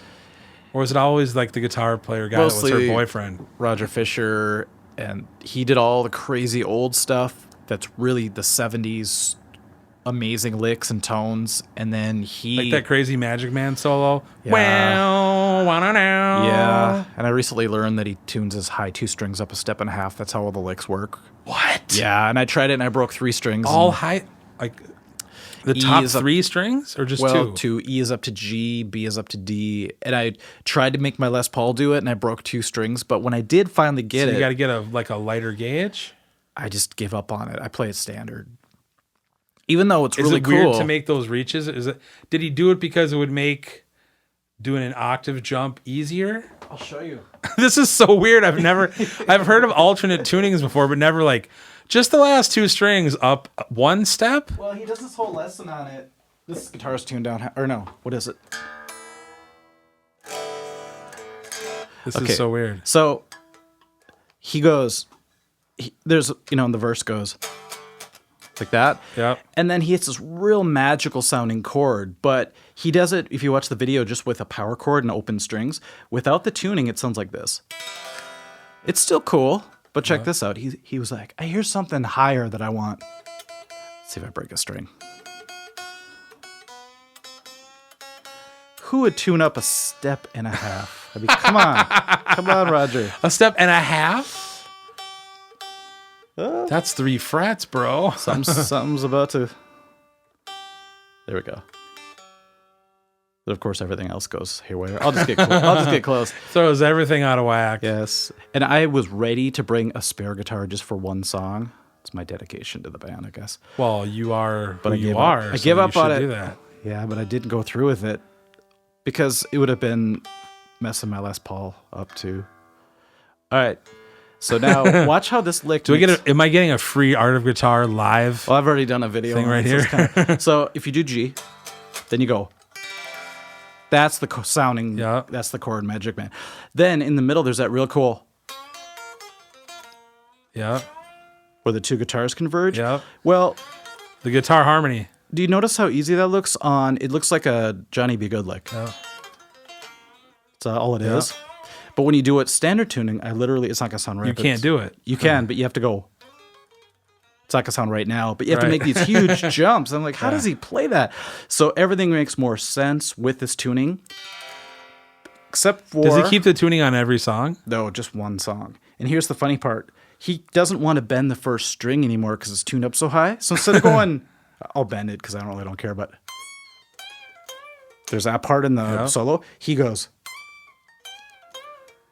So he does this fret slide. Yeah, and if you watch him live, he actually does that. But all this stuff, what is it? So you have to slide. And I don't like the sound of that. So when I do it standard tuning and I do the bend. My favorite part is the chicka nana. It's funny because the other when you guys were doing that, I was like wrapped. I was enwrapped, just like watching that whole thing play out. And then you and her doing like where the 2 guitars came together. Like, are they going to do the harmony? Like, 'cause I don't know her guitar abilities. Yeah. Like, I don't know if like she's a lead player. Is she gonna be able to keep up with Mike? Is she gonna be able to keep up with Mike 7777? She does a lot of things that surprise me. She does the intro to Crazy on You on acoustic. I only say that because she's such a good singer. You would think she would have a deficiency in another area, like she put all her time into singing, but she could do both. And she plays bass left-handed, and I keep thinking, she's going to be on the podcast, I keep thinking she should be Paul McCartney in an all-female Beatles tribute band. Dude, she's so Shills. good. Yeah. She's so good. But it's fun to be in a band with people. I hope she doesn't hear this, because I'm going to say right now I have a huge crush on her, because she's amazing. Everyone has Carrie. Oh, my God. She's so, like I said, when I saw you guys at the birthday thing, I didn't know what to expect. You're like, a heart tribute? It moved. What? I'm not kidding. I told her after that show, like, it moved me to tears. Really? And like, I'm not like this big Heart fan, but when you hear this stuff growing up, it sort of is a part of you. Yeah, it's in your DNA. It's in your DNA. And then I never saw it live. And then to see you guys do it. And there's a power to that music. And if you do it well, it wins the crowd over every time. And it's so cheesy, but I was like, if you guys play All I Want to Do Is Make Love to You, I'm going to cry like a baby. And I was like, that's Chris's favorite it gets song. to that middle part, and I started like, choking up. Sounds like you're puking. It's a great, no, it's another one of those, like, it's a great story song. When you listen to it, and it throws the you video off. for it's perfect, because you just make a video that's the same story as the story that's in the song. Follow it. It'd be funny if it was completely the opposite. Because they did that a lot in the MTV days. Like the videos had nothing to do with whatever the lyrics were in the song, but that worked. And on the way down to the Heartless show at Ziggy's in Stillwater, which I snuck my daughter into that was to cool. see, I played that song for her, and she like had to cover her eyes because I was like singing along to it, and I started crying, like ugly crying in that middle part. Got an ugly cry when it's the whole like, what's the lyric like? Made love like strangers. Well, the one, you know, you gave me the one thing he never could, or whatever the line is. You know, it was just like, oh, this is about people that are having fertility problems way before you could just go and like get fertility drugs or whatever. They just kind of you have to go to a random motel and find a hot clerk guy or something. It was funny. It was then me like explaining to her at the end of the song, like, get it? The guy runs into the lady years later, and he sees the kid that he was never meant to like meet. Like, it's so messed up. Here's my question. Why the hell did she take her to the same hotel? Yeah. Especially when she said, I don't ever want to see you again. And how much of a loser is this guy? He never moved on. Yeah. Does he work in the diner? I hope he owns the place by now. Sounds like a bad But Stephen to like King. explain that to her, and she's looking at me like, huh? Oh, this is cringy. That's and I was like, oh, I know. That's a lot like the early Heart stuff. The story in that one keeps going deeper. The older you get, you're like, oh, he's like, okay, I get it. It made sense. But the music in the earlier stuff, you think you know it, then you go back and listen, and you say, there's another layer to this. Oh, it actually does this, and then you learn about the tunings. Oh, to watch your bass player guy play all those bass lines? Greg, I didn't appreciate it till we recorded our last show. Chris took all the tracks from his board and put it right to a jump drive, and I put it in, and I finally appreciated all those bass lines. Oh, man. And when I sat there and I watched at the birthday party gig at A440, I talked to the dude like, I never realized those bass lines were so funky. I mean, some of them are really just walking all over the place. And you don't realize it's in the song sometimes until you see it live. Right. Or if it's not there, you realize there's something missing. Well, it just goes to show you how much, like, when you listen to this stuff from the 70s and 80s, that it could be buried in the mix. Mm-hmm. Like, you might not hear those bass lines until you see the band live, or a tribute version of the band live. With people that are so obsessed about the getting it right that they'll do all the right parts. A lot of people gloss over parts, and it's close enough. Yes. But even after we have a great show, we'll get together and work on details, and sometimes it seems obsessive. But so where do you guys rehearse it? Right here. Just right out there. So it's not like there's a band, hey, show up at the jam space. I mean, I have all the space here that we need, and we can record the practices. We've done that before, and it's just a good, convenient synergy. Is that the right word for the band? We all feel like we have our places in the band now, and yeah, it's a good feeling just to feel like you could count on the band being good every time, and you don't have to worry about the drummer being wasted or not showing up. Or it helps. It helps that he and Carrie started the group and they're actually dating. So it gets to the point where they started it and it makes sense. Yeah. Hey, you want to actually Jim, the drummer, was going to be the bass player. He showed up with a bass the first thing, and we had a blues drummer who was going to do it. And I felt like a dick, man. The drummer was good, but for blues, he was good. We're playing Barracuda, and the beat was kind of laid back and not very heavy. And I told Carrie, actually, I called my friend Jeremy, and I said, man, I feel like a jerk, but would you ever tell a band that you wouldn't join unless they change drummers? I felt like I was overstepping myself. And he said, no, man, it's really hard to be in a band with a drummer that's not holding it together. Yeah. So I brought it up. I said, I probably don't want to join a band that's not going to, we need a rock drummer, someone who can, and she's like, well, Jim plays drums. And I was thinking, oh, yeah, everyone says they can play drums. And then he goes back there and he's everybody thinks they can play drums. Yeah, you know? I can hit things. But he started playing and it was the right fit.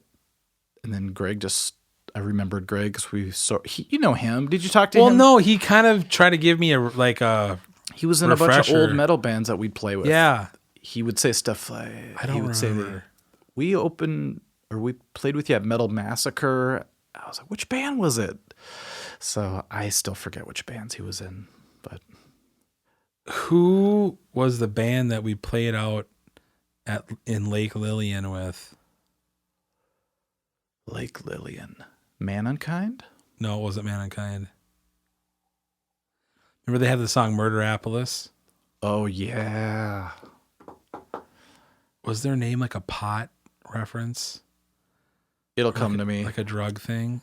Murder. I thought he was from that band. Oh, weren't they a 3-piece or something? I think they were like a 3-piece thrash band. Because Patrick from 93X used to play that song. Because in the summer of 93, remember Minneapolis had like the highest murder rate or something in the country? How the hell did that happen? I don't know. Do you think it exists on the Google? The Googles? Probably. Murderapolis. Look it up. I'm sure that band, I know we played that night with that band because that was when the ceiling caved in on Blood because it was raining. Remember, right. It was like the ceiling was garbage bags. Was hefty bags. Oh, the name just came to me after you, or it came in loud. I want to say Postmortem Grinner, but it's not. I remember PMG. It's not Postmortem Grinner, but that band had a name like that. That's so similar funny. To that. I forgot we played Type out in there. 93X Loud and Local. Okay. Murderapolis. Yes, good idea. Because Patrick, when he used to do the Loud and Local, would play those guys. I don't know how he had that song or remembered it by the early 2000s. But he had it. He played it. And I remember those guys. We did that one gig. Yeah. It was the one gig where the bass player was finally going to get some action. And what happened? It was the day before Easter. And Dean, fun-loving, drinking, frickin' singer's dad, manager. Blow doing Dean. I never knew he did. I never knew any of that stuff. But we were out in Lake Lillian and they were like, hey, come back and party with us in Montevideo, which is like another southwestern Minnesota like town that was probably 40 minutes away, but to them is nothing because they're used to driving 30 minutes to get to the next town or whatever. Right. And Dean shut it down like, nope, we're having Easter dinner tomorrow, so we got to get home tonight. And I remember I got the chick's phone number and I tried calling her once and I didn't have a car yet. It was a mess. It was, how are you going to get out there and see her? Dude, you don't have a car. And back then, you'd almost do anything just to get there. Are you kidding me? I once drove to Duluth in my crappy green Saturn, almost breaking down the entire way just to... I was a young kid driving to Duluth just to be with a girl that I met at a country gig. Oh, yeah? And I was so embarrassed. It's so cringy now thinking about it, how she even gave me any time back then because I was such a wreck. Did you make it? No. I mean, I made it there, but I didn't make it. No. No, I mean, did you actually, you made it up to Duluth and had a date? Yes. And then I came back. You're like, awkward. Barely made it home. Yeah, I didn't know what to do with girls. Even in the country band? Yeah. You were in your 20s by then, weren't you? Well, I was still so Was this awkward. Horse Divers? This was... When was this? It was during the Brett. Yeah, I think Brett was in the band. Michael Tardif? Yeah. But I was just so shy even then. And so I... Painfully so. Painfully shy, hiding behind my hair. And I drove Very home. Rivers Cuomo-esque. Yeah, kicking. So mad. Why can't I be more like Johnny Depp? I can't find this band's name, but it was something like... Not Metal Fatigue, but something like that, wasn't it? Like Metal Militia, yeah, Metalocalypse. Something. Yeah, you're right. It was. It's beside the point. Yeah. So we could try and... That's just in our heads. No one's going to care. We can figure it out. I'm going to find it later, and you can add it to the show notes. Yes. I'll even include the link to the demo. Oh, man. But all said and done, I have a feeling if we do all these podcasts over time... have a second thing. We'll talk only about Sanctus or old metal stuff. We could have a whole show a special episode. Bring Al and Chris in here. Yeah. Have an intervention again. Well, I keep telling... I keep saying, I told Blood, we should just get together, all four of us, and just go out and have dinner. Just talk about It was hard, life though, now. getting everybody back for that last show that we canceled on. Because we were supposed to play my last birthday thing. Yeah. And Al, I could feel he just didn't want to do it.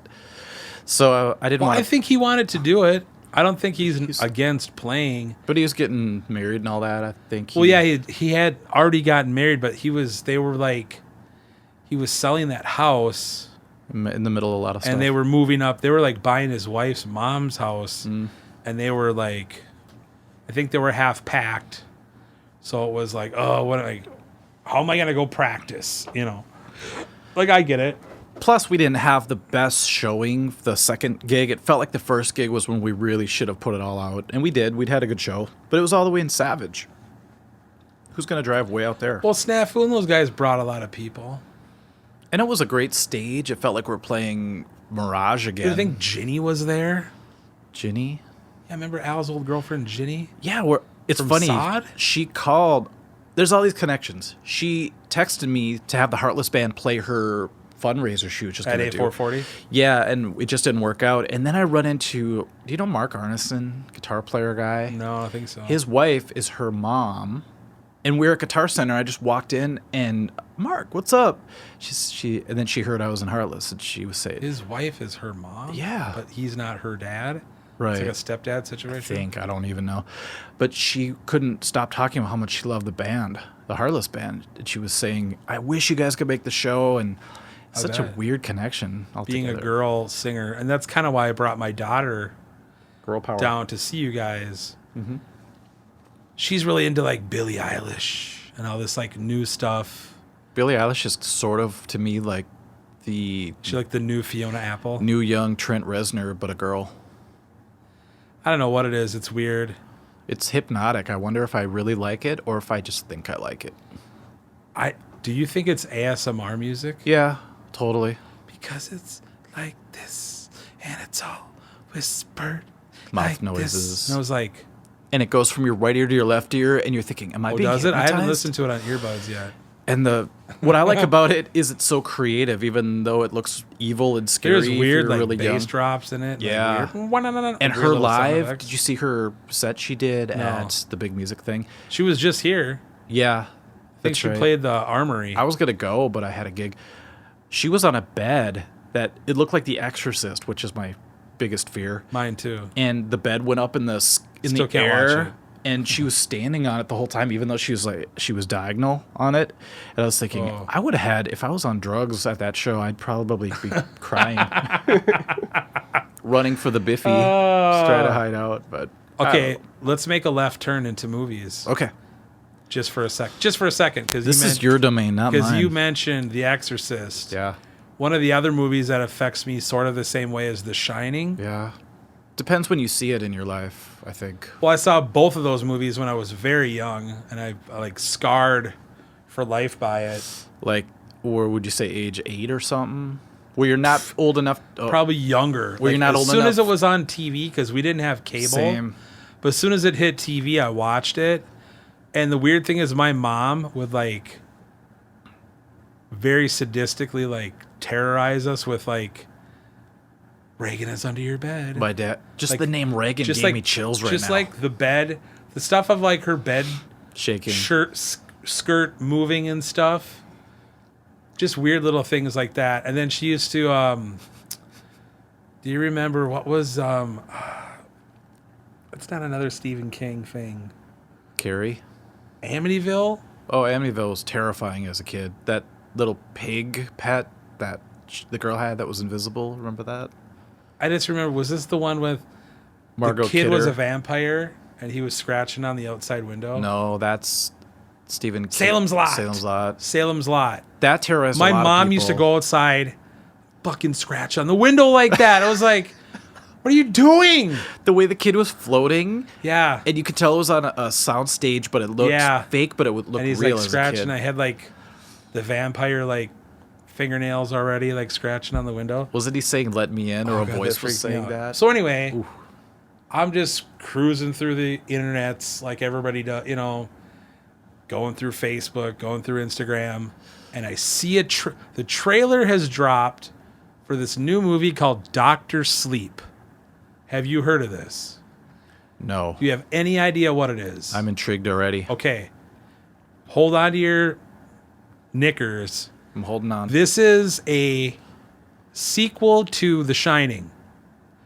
So Danny Torrance has grown up, and now he's played by Ewan McGregor. Whoa. And he still has The Shining, and he can use it to talk to other people that have the power. But there's some weird cult out there that are like kidnapping kids that have the shine and like torturing them or trying to get their powers from them or something weird like that. So basically it's a sequel to the movie.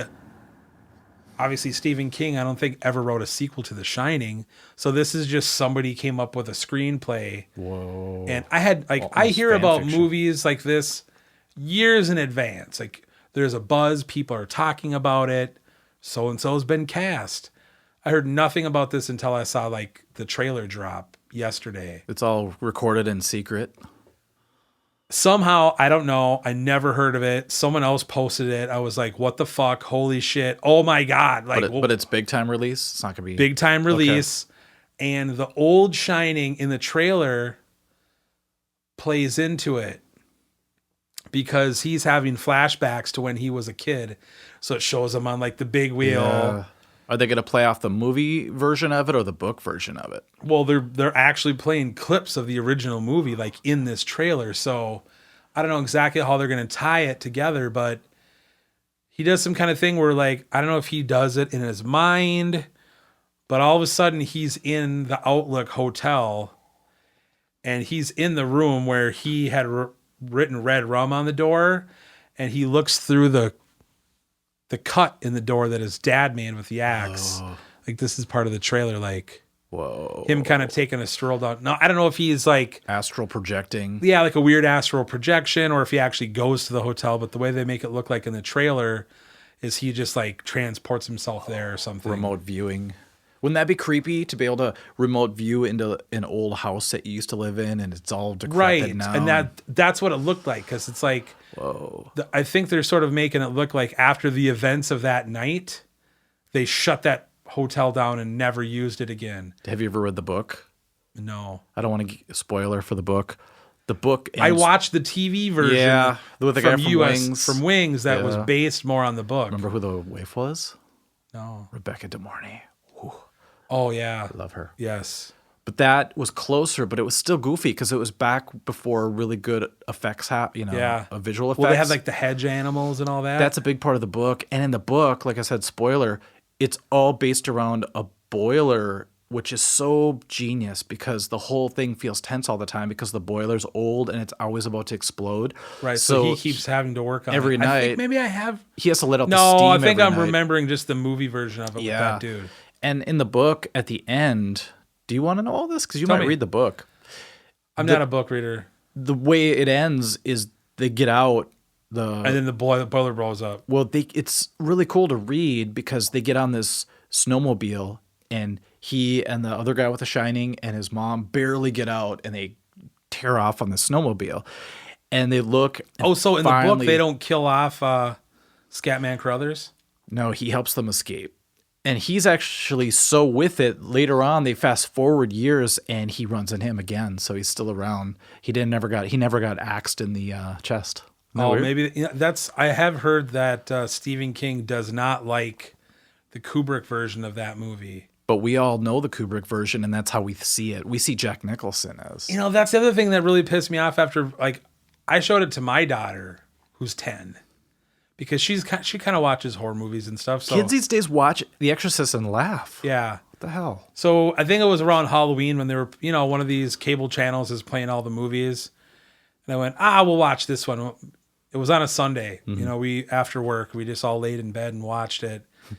And upon, this new viewing of it, I haven't seen it in years. But just the whole thing of like, Scatman's in Florida. He hears Danny. He gets on a plane. He comes all the way he somehow finds a snowcat. All the roads are closed. He gets all the way to the hotel and they just axe him in the stomach and leave him there laying in the middle of all that dining room or whatever. All that for nothing. Like he literally did nothing. He just got there and died. And in the book, it's way different because he has to stop and ask for, oh, this road's closed. We can't let you through. So he has to get a different vehicle and the snowmobile Right. to It's get about in his there. struggle to like get up there. And then he still has to fight with those damn hedges. You got to pee again? No, it's that light keeps changing. It's freaking me out. Oh, sorry. But when you read that, it's a good feeling because you feel like you've escaped it. And then the boiler finally explodes and the whole place goes up. So there's no way he could ever gone back to it. Okay. Yeah. So this is obviously based on Kubrick. Speaking of Kubrick, I just recently revisited, because you ever go back and watch an old movie and it means new things to you now that you're older and you have more wisdom for things? Yeah, I try to. Eyes Wide Shut. You ever watch that again? I think I started watching that again one night when I was kind of horny. I was like, Tell me about it. I used to watch the preview on AOL way back when it was coming out. oh, it's almost porn. It's near porn. It basically is what she's putting porn her adjacent. earring on, as well as it's Nicole Kidman. And there's scenes, remember the Lily Soblinski scenes where she's like, she's 14 and she's naked and all this weird stuff's going on, and those Asian guys, and this movie is messed up. And everyone keeps saying there's secret messages in it, so I kept watching it, and I feel like I feel that too. I started watching it and I fell asleep. It is I got through the first 10 minutes and I was like, oh, this is kind of slow. Oh, then I wake up and it's like over, you know. The movie has this strange, in The Exorcist, they did the same thing where they ran leader tape during the scariest parts so that it was like this, dead silent. And then the scariest the part jump to scares? me of The Exorcist is when, do you remember the scene? The priest shows up and they do a long shot from above, like in the stair area, down to the door, and all you see is the mom letting the priest in, and all of a sudden you hear this scary sound, and it's so loud and guttural, and the house shakes a little bit, and everyone looks up, and then it goes back to dead silence. And I was thinking, that is genius. The dynamics between dead silence to the scariest demonic scream ever. Yeah. Oh god. But Eyes Wide Shut has that feeling of total silence, Like ominous doom in a way. yeah, like they leave space just to let you feel you're lost. Nervous. Yeah. So you're thinking, what's really happening? Something's off about this entire. Is it a big dream going on or what? Did you see this movie that came out with the guy from The Office? Yeah, You know, the American Office, the bad one? people that say that, I just laugh. The what about I'm a hardcore Ricky Gervais Office lover. I think I've seen whatever that kid's name is. John Krasinski. A Quiet Place? Yeah, where everybody had to be like quiet because these monsters were attracted to like sound. Yeah. I never saw it, but is the whole movie just like dead air? They do a good job Are they of like whispering? I mean, do they talk? kind of what makes it creepy. But did you end up seeing Bird Box? I didn't give a fuck about Bird Box. Well, I was glad to see Sandra Bullock doing something. It's this. They're like messing Same with kind your of thing? senses, so you can't see the bad thing. This one you can't talk, so it's really quiet. But it was well done. So as a real critic of horror movies, I thought it was well done. I didn't get. You ever watch the Cloverfield Paradox? Was that handheld type footage? No. Because I got tired of those. Cloverfield was the original one. That's the one that has all the hand footage. Yeah. Okay. And That was after Blair Witch got big, right? And everybody was doing the first. yeah, and it was the first kind of low budge. Oh, well, it's documentary style or whatever. Marketed perfectly. And it's kind of like, you don't know if it's a Godzilla type monster. It's like a Cthulhu. There's these like, you just start to see like tentacles, but everybody's in New York City. They're trying to hide. They're on the street. It's kind of a big freak out. It's very almost like 9/11. It's War of almost the Worlds, like kinda? it's almost like a little bit of a metaphor for 9/11 because, you know, like all the 9/11 footage where people are like running through the streets for cover. And you don't quite know what's really. Yeah. You see the smoke following. That was the original Cloverfield. That was in 2008. Was it like, Godzilla? No, don't tell me. I'll see it. But like 2 years ago, I took my daughter to see. It was, what the heck was it called? It was a sequel. It had John Goodman, and these people are in this bunker, and he won't like let these people out of this bunker, and it's connected to. I saw the preview for that. It's connected to the It's called like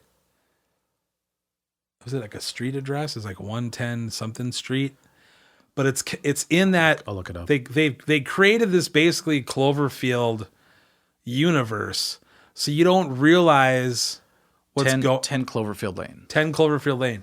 You don't know until the end of this movie. Spoiler? No spoiler. I'm not going to give any spoilers. Okay. Until they get out of this bunker, it's revealed like what's going on, and it connects it directly to the original Cloverfield movie. It's just from a different perspective. So it's the Rogue One of Cloverfield. Sort of, in a way. Well, it's taking place at the same time, but the original Cloverfield movie are people in New York City, like, seeing all this stuff happen. And in this movie, people are in this bunker because something starts to happen. Okay. And this dude is a prepper. So he doesn't really know what's going on. He just pulls everybody down in the bunker and seals it. He knows something is going on. I just don't know what. Those will be the people that will survive, I think, when something goes down. Yeah. The people we laugh at. You're crazy. Right, because he has all this food. He has all this water. A ham radio. But the twist is he kind of is crazy. You have to be a little bit. So they have to kind of like fight him or whatever to like make their way, Then I never saw it, but then there was a third one that was a Netflix original. They called it the Cloverfield Paradox. And it takes place in space. So my guess, I haven't seen it, but my guess is people are in space and they accidentally unleash some alien life form that comes to Earth, causing the events of those other two movies. But I never watched it because Dano and Matt reviewed it on their podcast and said it was lame. Oh. So I like... All it would take, so I didn't watch it. Is alien DNA on some meteor rock that hits us. Dude, that was the plot of the Rampage movie with The Rock. Was there's a private company doing stuff on an asteroid in space and they find some alien life form. Yeah. And it comes to Earth. And that's what like mutates the gorilla and the wolf and the gods. Was it a lizard? Whatever. And then it ends up being like... And the moth. Ends up being like Rampage, the video game that we grew up with. Where they're like... the big gorilla. Yeah, like destroying the city or whatever. I love that game. Was actually not a bad movie. The Rock and a CG monkey... Not too bad. I asked people to ask a bunch of questions. Did people actually ask questions? Yeah. I said... I saw there was no responses by the time I left my house. On Instagram I have... we'll be here all day if we ask all these. Yeah, let's do it. Okay. How many hours are we in right now? What are we clocking at? I go by measures now. We're at 57,000 measures. Whoa, that can't be. Oh, okay. I started it after the last podcast, so it's at 9,613. You're gonna like this. Watch. If I scroll to the right, oh, it doesn't do it anymore. It had like blank space, like there's no more Pro Tools left. Wow. We ran out of Pro Tools. All right. Ran out of Pro Tools memory? Or just Pro Tools, the end of the line is at like 20,000. By the way, if I sound a little stilted... Oh, there's never been a song that's been 4 hours long? So they just go, there's no more Pro Tools left because no one's ever done this before. Yeah, but when Dream Theater came out, they expanded it. They doubled the size, just in case. All right, we'll just do these quick because 2 days ago when I did this with Pepke, we would... we go off on tangents because everything connects to something else because we knew each other so long. Okay, some of these are real obvious, but favorite bass player... My favorite bass player? Oh, that's tough. First one that comes to mind. Cliff Burton. I'd say Tom Hamilton from Aerosmith. I gotta hand it to you. You were I know Aerosmith was big before you liked him in junior high, but yeah. I go back now and watch the Pump videos, and I feel as excited as you did back then. And all that time you were telling me, and I didn't believe you. The Pump videos, do you have them on DVD? I still have it on I just watched it on YouTube, but I also bought Steven Tyler's audiobook, so that got me pumped. Yeah. Pardon the pun. To go back and listen to the really old stuff back when they weren't selling very many albums. What's their album? Gems or Rocks or Rock? No, Rocks was still big. What was on that one that was a huge hit? Ragdoll? No, Ragdoll was on Permanent Vacation. Okay. Because when they came back, what happened was Steven Tyler kept the band going. They had an album called Night in the Ruts, and that was Joe Perry and Brad Whitford had left the band, and they got these two guys named... he talks about all that.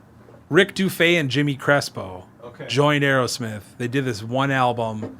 They lost a ton of fans because, Joe Perry's no longer in it. It's a watered down version. Tyler's all coked out and heroined out and shit.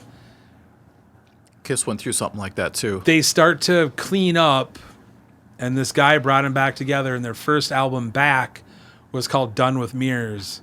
And that was like not very good. They weren't totally clean yet. But then when they got to Permanent Vacation, that was Ragdoll. That was Dude Looks Like a Lady. That was Angel. That was like their first big, man. bona fide hit album back. And they were... But if you read their book, like the authorized Aerosmith biography, yeah, Tom Hamilton will say, like, I was smoking pot because I was never an addict. Those guys were junkies. In my mind, I'm just drinking beer and smoking a little pot. I don't have a problem. Yeah. And then, I finally had to stop because I realized I couldn't do this stuff and be around people that were trying to stay sober. So I think he sort of quit for the band. That's big of him. But yeah, I've read the Steven Tyler book because someone gave it to me and I read it. Did you hear him on Rogan? Yes. You know what? I don't know. Maybe I don't know if I read the Steven Tyler book. He goes all the way back to his childhood. His jumps all over. Yeah. I actually have the one written by his ex-wife, the one that's Mia Tyler's mom. And by the time I read his book, I was like, fuck this guy. Oh. Because when you have from the perspective of like the ex-wife or the wife that he left behind while he's off on tour, like doing coke and fucking all these other chicks, you're just like, this guy's an asshole. But you almost have to be a glutton for punishment if you're dating a touring musician like Steven Tyler. I guess, but I'm not blaming her, but I'm just saying that is just a bad situation. But her stories of like, he was going to build him this dream house. Yeah. They start the construction on the house. It doesn't happen overnight. You start living in it when it's half built. And like, he'd go on tour. They wouldn't have any money to eat because he was the provider, and with him being on the road, like, where's the paychecks? Yeah. And like going up his nose. He wouldn't send any money back probably because he didn't have any. Exactly. He admitted that. I was really surprised to find out he didn't actually consider himself rich until the ballads for Armageddon came out. And then he said, I finally had some money. And I was thinking during Pump, what was the album after that? Get a Grip? Get a Grip. They played their songs every 5 seconds on the radio, and he wasn't getting... It was weird. Or he was paying back, whatever. Oh, ex-wives, alimony, child support. All the stuff rock stars have to pay back. But you see how see how we went off on a tangent? I love it, though. Sorry. 5-minute tangent. Honestly, I don't mind. On Aerosmith. I'll skip a few if they're... Thoughts on Sting, stuff like that. I like that question. Thoughts on Sting? Yeah. I like Sting. You like a solo stuff way more than the Police, though, right? No, I like the old school Police stuff. Nothing else. True or false? Some of these are hilarious. Well, this one is bass harder to learn than guitar? You played a little guitar. No, bass is way easier than guitar. I'm going straight on record for that. Depends on what kind of bass. If you're talking Stu Ham. I played orchestra. I played upright bass in the orchestra. So to me, it was sort of a no-brainer. Like, oh, I kind of already know how to play this. I'll just switch to the electrified version. Sure. I can kind of play guitar a little bit, but I don't really know chords. I can play power chords. I could start a pop punk band tomorrow. For sure. And play chords. GDEC. Power chords, bar chords. But when you're talking about open chords, fucking forget it. It's all Greek. I can't do it. My fingers can't do it. That's why you play bass, man. I got fat, short fingers. Little sausage fingers, huh? Little sausages. And I have long bacon fingers. That's right. Does he know the LICC? I don't know what that means. The lick. I have no idea what the LICC is. Are there any similarities between barbecue and bass playing? Using your fingers, probably. Not really any similarities. The only similarities I make between music and food is that it's creative, and chefs are very like musicians where, there's no strict rules on like how to do it. You can be a trained chef or you can be a self-taught chef. Same thing, you can take lessons or you can pick up a bass or a guitar and figure out on your own. Right. Be a rogue. And to me, I always say cooking is sort of like performing for my guests. Instead of an audience, I have a dining room. Instead of playing music, I'm cooking the food. And you get standing ovations all the time. I still get this sort of, you get that feedback like, oh, great meal. Good job, chef. Yeah. Or they try and tip me. I'm like, don't tip me. I'm the owner. Like, that's nice of you. Tip your waitress. I see you. You ever see Rocky 6? The newest one? I think it was the one 6. from like 10 years ago. Yeah. Yeah, it's funny. Everything new to me is 10 years. Yeah, because he ended up opening like an Italian restaurant. And he's standing and talking to everybody. Like you said, it gets a little lonely being at the restaurant. I picture you being a future Rocky Sixer. All right. That's a good pull. I like that movie. Yeah, it's decent. Can you slap bass like a god? No. You could slap though. You've done it. I can slap a little bit, but no. I never got into slap. I couldn't. It's hard I couldn't be a flea or like, the hard thing is you play bass and people are like, oh, well, you got to love like Flea and Les Claypool. It's like, yeah, I realized early on I could never play like that. I didn't want to. That's a little obvious though, like saying you play guitar, you must love Steve Vai, and you don't always have to love Steve Vai. Yeah, no, like I said, I loved Tom Hamilton, Cliff a little bit, but even he did stuff where I was like, whoa, what's that? He's bending his strings. I can honestly say I wasn't a huge Motley Crue fan, but like I'm a Nikki Sixx bass player. Yeah. I'm playing the root notes. I'm locking it in with Tommy Lee. You're dying. Whoever Tommy Lee is at the moment, whether it's Chris Blood or Justin Cook, the guy I've been playing with for a long time. Didn't Nikki Sixx die twice? I don't know about I thought twice. He was clinically dead at least twice. That's so crazy. Okay.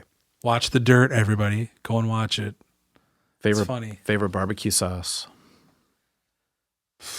Please say sauce. What's a really generic one? That'd be funny. The joke is in the barbecue community? If you need Sweet Baby Ray's. What's that? Sweet Baby Ray's is just a barbecue sauce that's like the most popular store-bought one. Oh, I didn't even know that. But it's just really sugary.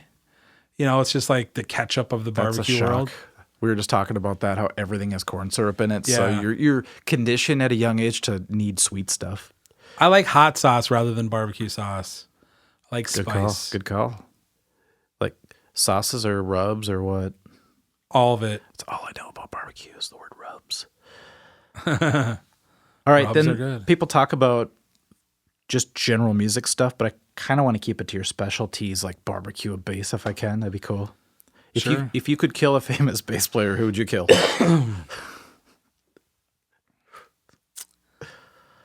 I don't know. That's hard to say.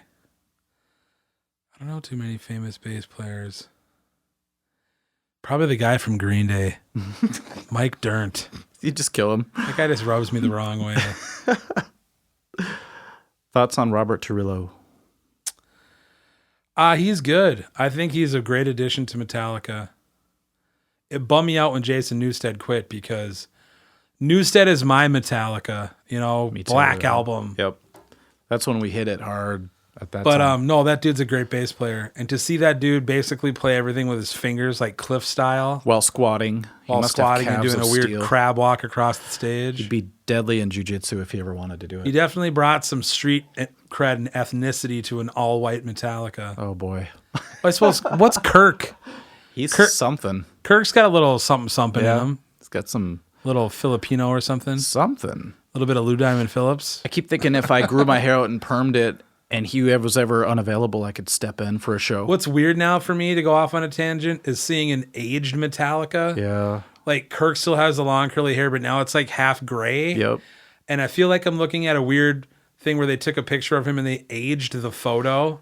Like, this is an age advanced, they used to do that thing like... On Conan. Like, yeah, if we could, look at this celebrity 25 years from now. In the year 2000. That's what he looks like. He still looks like him, but with like gray hair. But we started looking at the back of And Justice for All album when he looks like he's 17 or something. It's crazy. They were so young. All right. I was just listening to Blackened on the way here. I finally, for the first time in my life, understand the main riff beat. Do you know it's on the upbeat? Yeah. Well, we think it's it's actually I didn't know that. Yeah. Well, you just figured that out? No, I did a video on it, but it took me till I was way older. I used to just play it on the downbeat, even the drum part. All right. It's 1 2 1 2. Do you grill with Jack Daniels or any dark bourbon? Do I grill with it?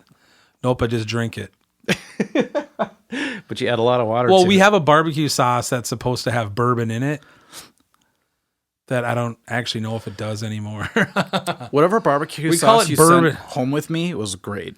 We call it bourbon apple barbecue, and it used to have applesauce, actual bourbon. Now I have no idea. My wife changed the recipe. You should make a thorough good barbecue sauce or whatever that is. Have bourbon, scotch, and a beer. What do you think? Yeah. I'm going to put your restaurant on the show notes, but if you want to say anything about it real quick. Yeah, Jellybean Julia is 530 West Main Street, Anoka, Minnesota. Sweet. 55303. And you just yawned, so I could tell we're coming up to the end, but we have maybe 10 more questions. Just going. Just getting started. That's what Pepke said yesterday. I was like, I picked up on your cues. No, I'm not tired. This is the funniest question so far. When bass players don't show up to practice, where are they? They're making barbecue. That's a good answer, yeah. I don't know. I've never not showed up to a practice. That's There's a practice true, I show up. Isn't it? I think Chris missed a few. He had prom or I something. don't think I've ever missed any practices. Wow. Okay, everyone else tried to make barbecue bass crossovers, but all right, let's move over to Facebook questions real quick. Can't always make that crossover. You don't have to, although it is funny. I'm just noticing your plaque. Yeah, when we hit 100,000. That's pretty sweet. Oh, that's at $1 million? No. What do they give you That'll for be a million? nice. What do they give you for a $1 gold million? one, I think. Well, I thought you were at $1 million. No, I wish. Right. Is it subscribers or views? Subscribers. Oh. Views were at 40 million. But Well, subscribers. they should give you something for that, goddammit. That's huge. I know. It doesn't matter. It's just a plaque. But it was cool to get that. Did you hear about Dave Mustaine? Yeah, he's got throat cancer. Yeah. All right, couple more questions. Yeah, everybody's reaching out or giving the public show of support for their buddy Dave. Yep. Okay, so who we almost met one time because we worked backstage. I peed next to Marty Friedman. It's the second podcast I brought that up. Did you? Yeah, I was peeing.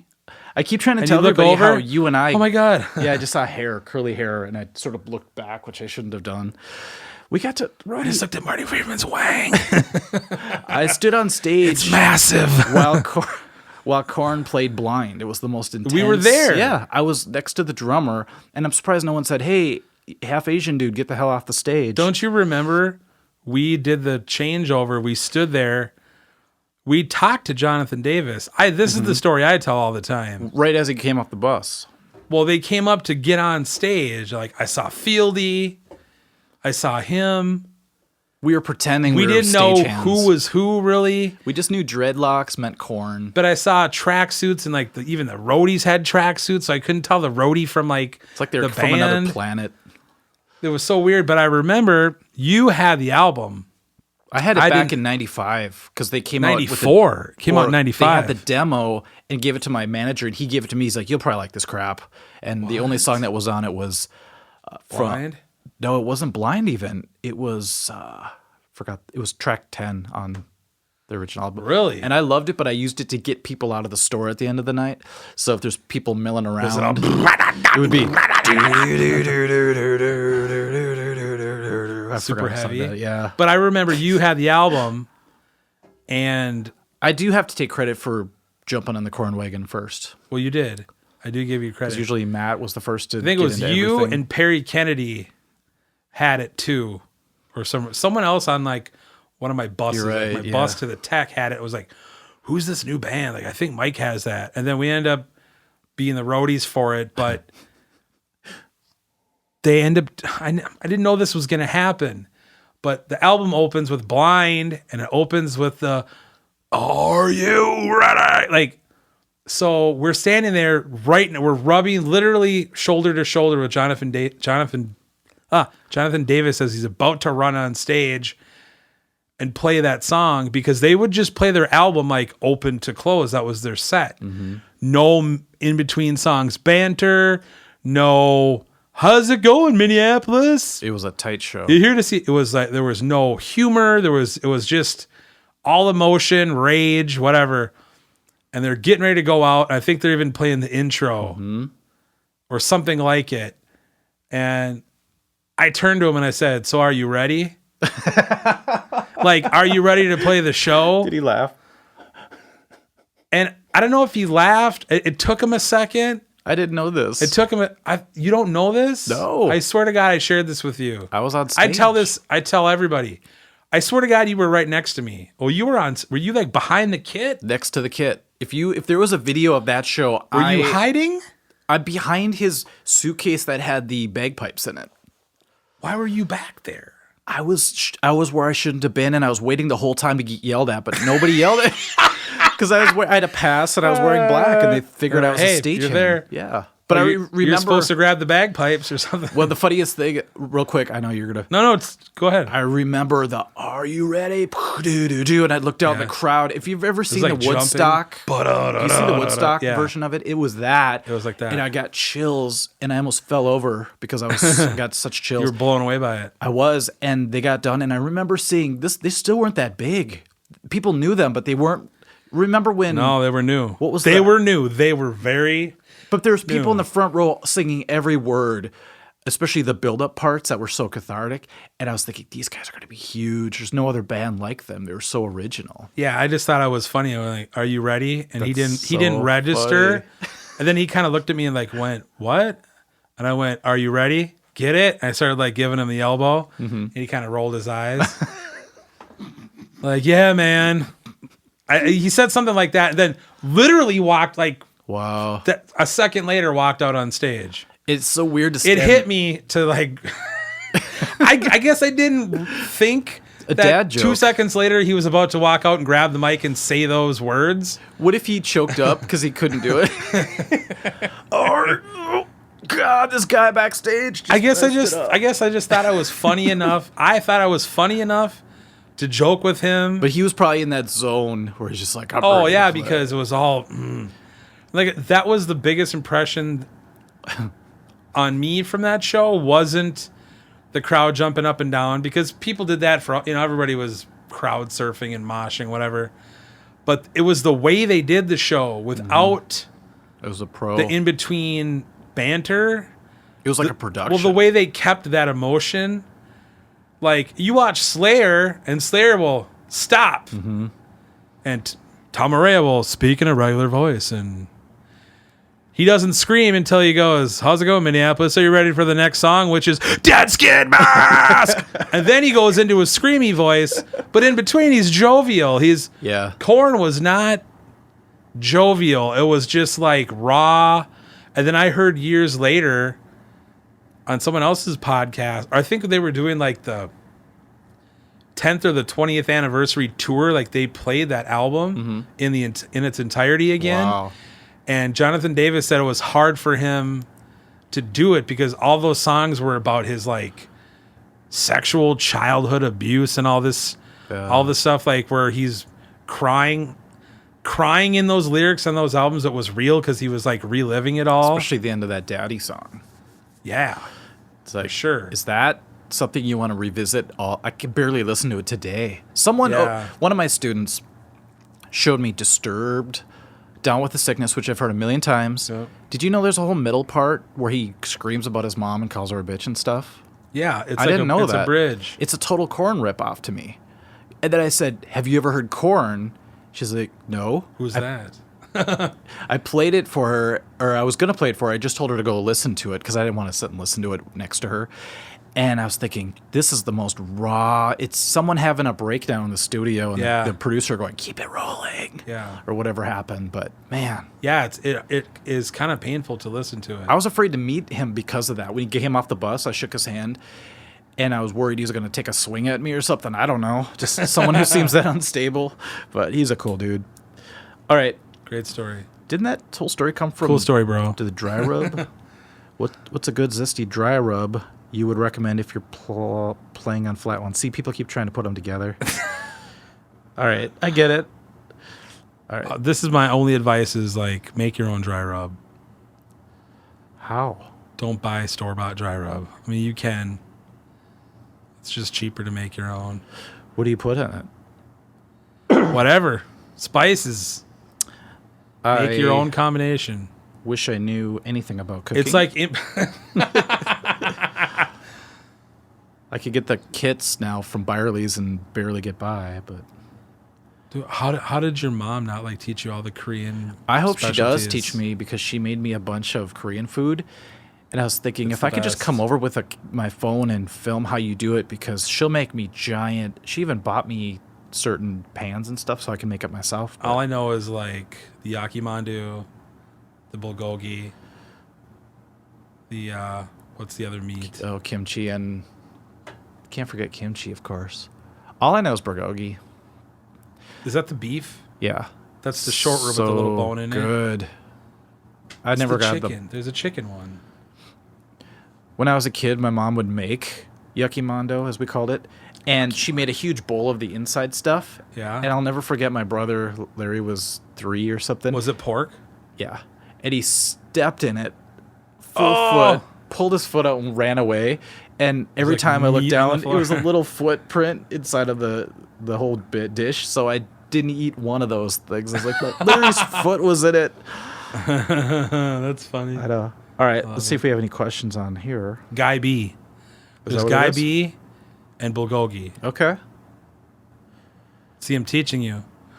Teach. Have you ever been to that King's Korean buffet down at Nope.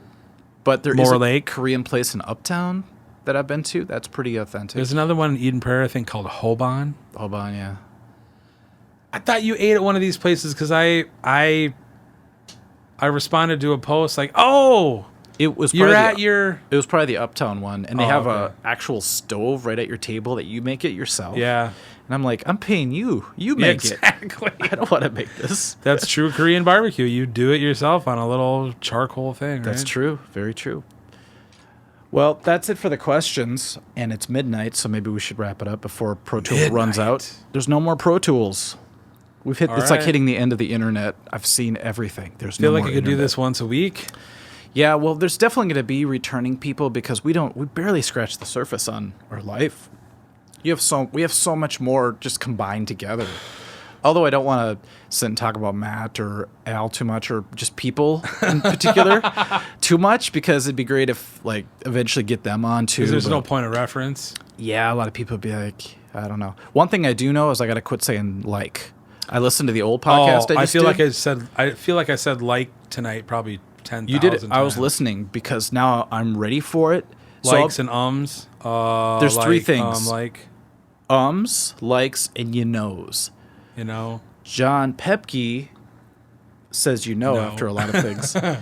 And it isn't until you're aware of it, conscious of it, that all of a sudden it's everywhere. You talked. I think I just said like. I didn't realize Prefaces it. everything. You know, like It's a way for us to think real quick. It's a little what would you call it? A gap holder, placeholder. See, I just did it again. Yeah. So it's like this and like. And what did we say before? Because it seems like a Valley Girl thing. What did we do before the Valley Girl talk? I don't know. Like totally, dude. That kind of stuff. Like I don't know, bro. At least you don't say you know what I'm saying after everything. Let me be clear. That was Obama's, right? I don't You know. didn't say let me be clear before like Oh. it. Let me be clear. That was his. What was Pepke's? I already forgot it. You know, You know. there was one episode of Joe Rogan where the guest kept saying, you know, to the point where I had to shut it off after half hour because I couldn't take any more you knows, you know. You remember who it was? Though it was some, no, I don't remember. But it's funny because my grandpa had the worst one ever. It was, well, the crux of the deal is. Could you imagine saying that before everything? Crux of the deal is. I was thinking, that's a long ass time to think. Crux of the deal is. Trying to answer a question. Well, the the, thing is- crux. Have you ever watched Trailer Park Boys? I have a funny story about that, but I don't think I want to say it over the air here. Why? Tell it. It involves someone else, but I'll tell you off the air. But What? it has to do with a Malman tour to Fargo, where we afterwards went to this house party and watched it. But I have really good memories of Trailer Park Boys. Did you watch? Was it early stuff? Do you remember like which one it was? It had to have been early because that was so many years ago. It's relevant to this, and like. There's this white kid in the trailer park who's a rapper, and his name is not like. His name is. Let's call each other J-Dog or something like that, because his name is Jeremy, but he's like a white rapper. Sure. And he ends everything with "Know what I'm saying?" Yep. It's like this. Know what I'm saying? Know what I'm saying? I knew and someone the like black that. dude turns to him and says, "Dude, that's too many know what I'm sayings." Because he's like, it's like this. Know what I'm saying? Know what I'm saying? That know what should I'm be saying? his name. He did like 5 know what I'm sayings in a row. He's like, "J-Dog, take it easy. That's too many know what I'm sayings." Wouldn't that be a good rapper name? Noam Saying. Noam, like Noam Chomsky. And then his other thing was, instead of calling somebody a motherfucker, he shortens it to Mafk. Oh, jeez. So I follow this dude on Twitter, the actual actor. So when he's talking about stuff, like he'll use those terms that his character did on the show. Yeah. And it's just MAF apostrophe K instead of motherfucker. He was like, these masks over here. Wow. It was just a way of saying motherfucker like really fast. And it became one of his isms or whatever within a show. Know what I'm saying? And these masks. I thought those were real people. I didn't know they were doing characters on Trailer Park Boys. The thing I came away from that was, well, they are real people. Okay. All actors are real people. What? But they were just real people that this director kind of said, let's do this thing. And they just sort of, they weren't actors. Those two guys owned like a pizza joint and were friends. So it was like reality TV, but they embellished. Right, just to make it right. more They just exciting. kind of said, oh, hey, we're going to be in this, do this. Almost like Jay and Silent Bob. Sure. Like it's sort of based on their true life. They're just playing a version of themselves or something to that effect. I like that because you're already connected to the actual character, even if you are embellishing a little bit. That's why I like this podcast idea, because we'd be talking like this anyway. Yeah. But we don't have to put on airs for anything. But what it sort of reminded me of was when we did the cable show with Honk Ass and Ben Johnson, and originally it was Reisner's show, but Dano and all those guys took it over. It sort of reminded me like, wow, if we would have kept doing that show, because we developed it into like skits and characters, It was going and all somewhere. this crazy stuff. I was like, Matt lived in a trailer park.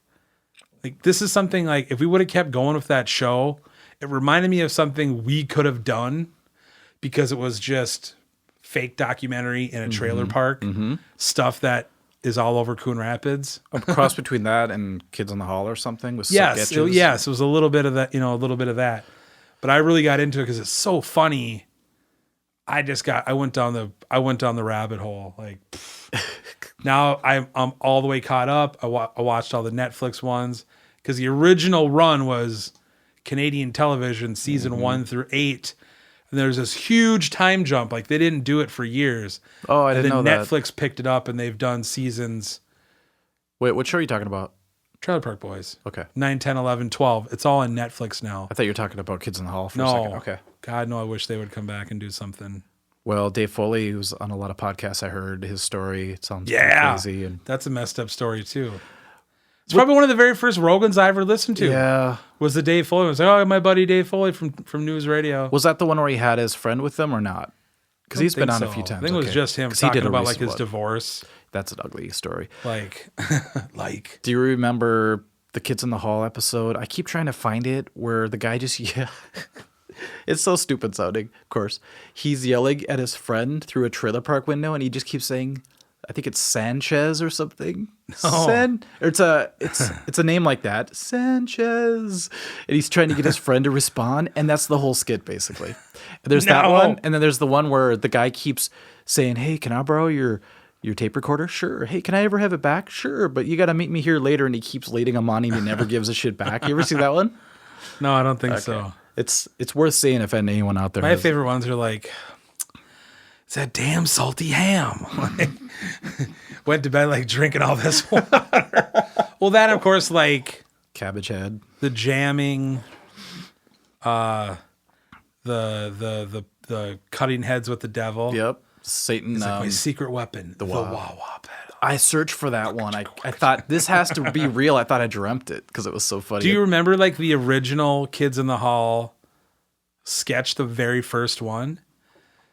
Because originally Kids in the Hall... Dave Foley was like 11 years old. The original Kids in the Hall wasn't on Comedy Central. It was on HBO. Oh. And it was this skit. And it was like, they played it as a teaser. Like, this new show is coming up. And they played it after... They played it as like a commercial after the other HBO shows. And it was, they were all sitting around a campfire talking about their dead friend. Yeah, he's probably up in heaven right now jamming with Jimmy. You know, like Hendrix or whatever. It was great when he did this. It was great when he did that. And I don't know if like the camera panned and you could like see his body. Yeah.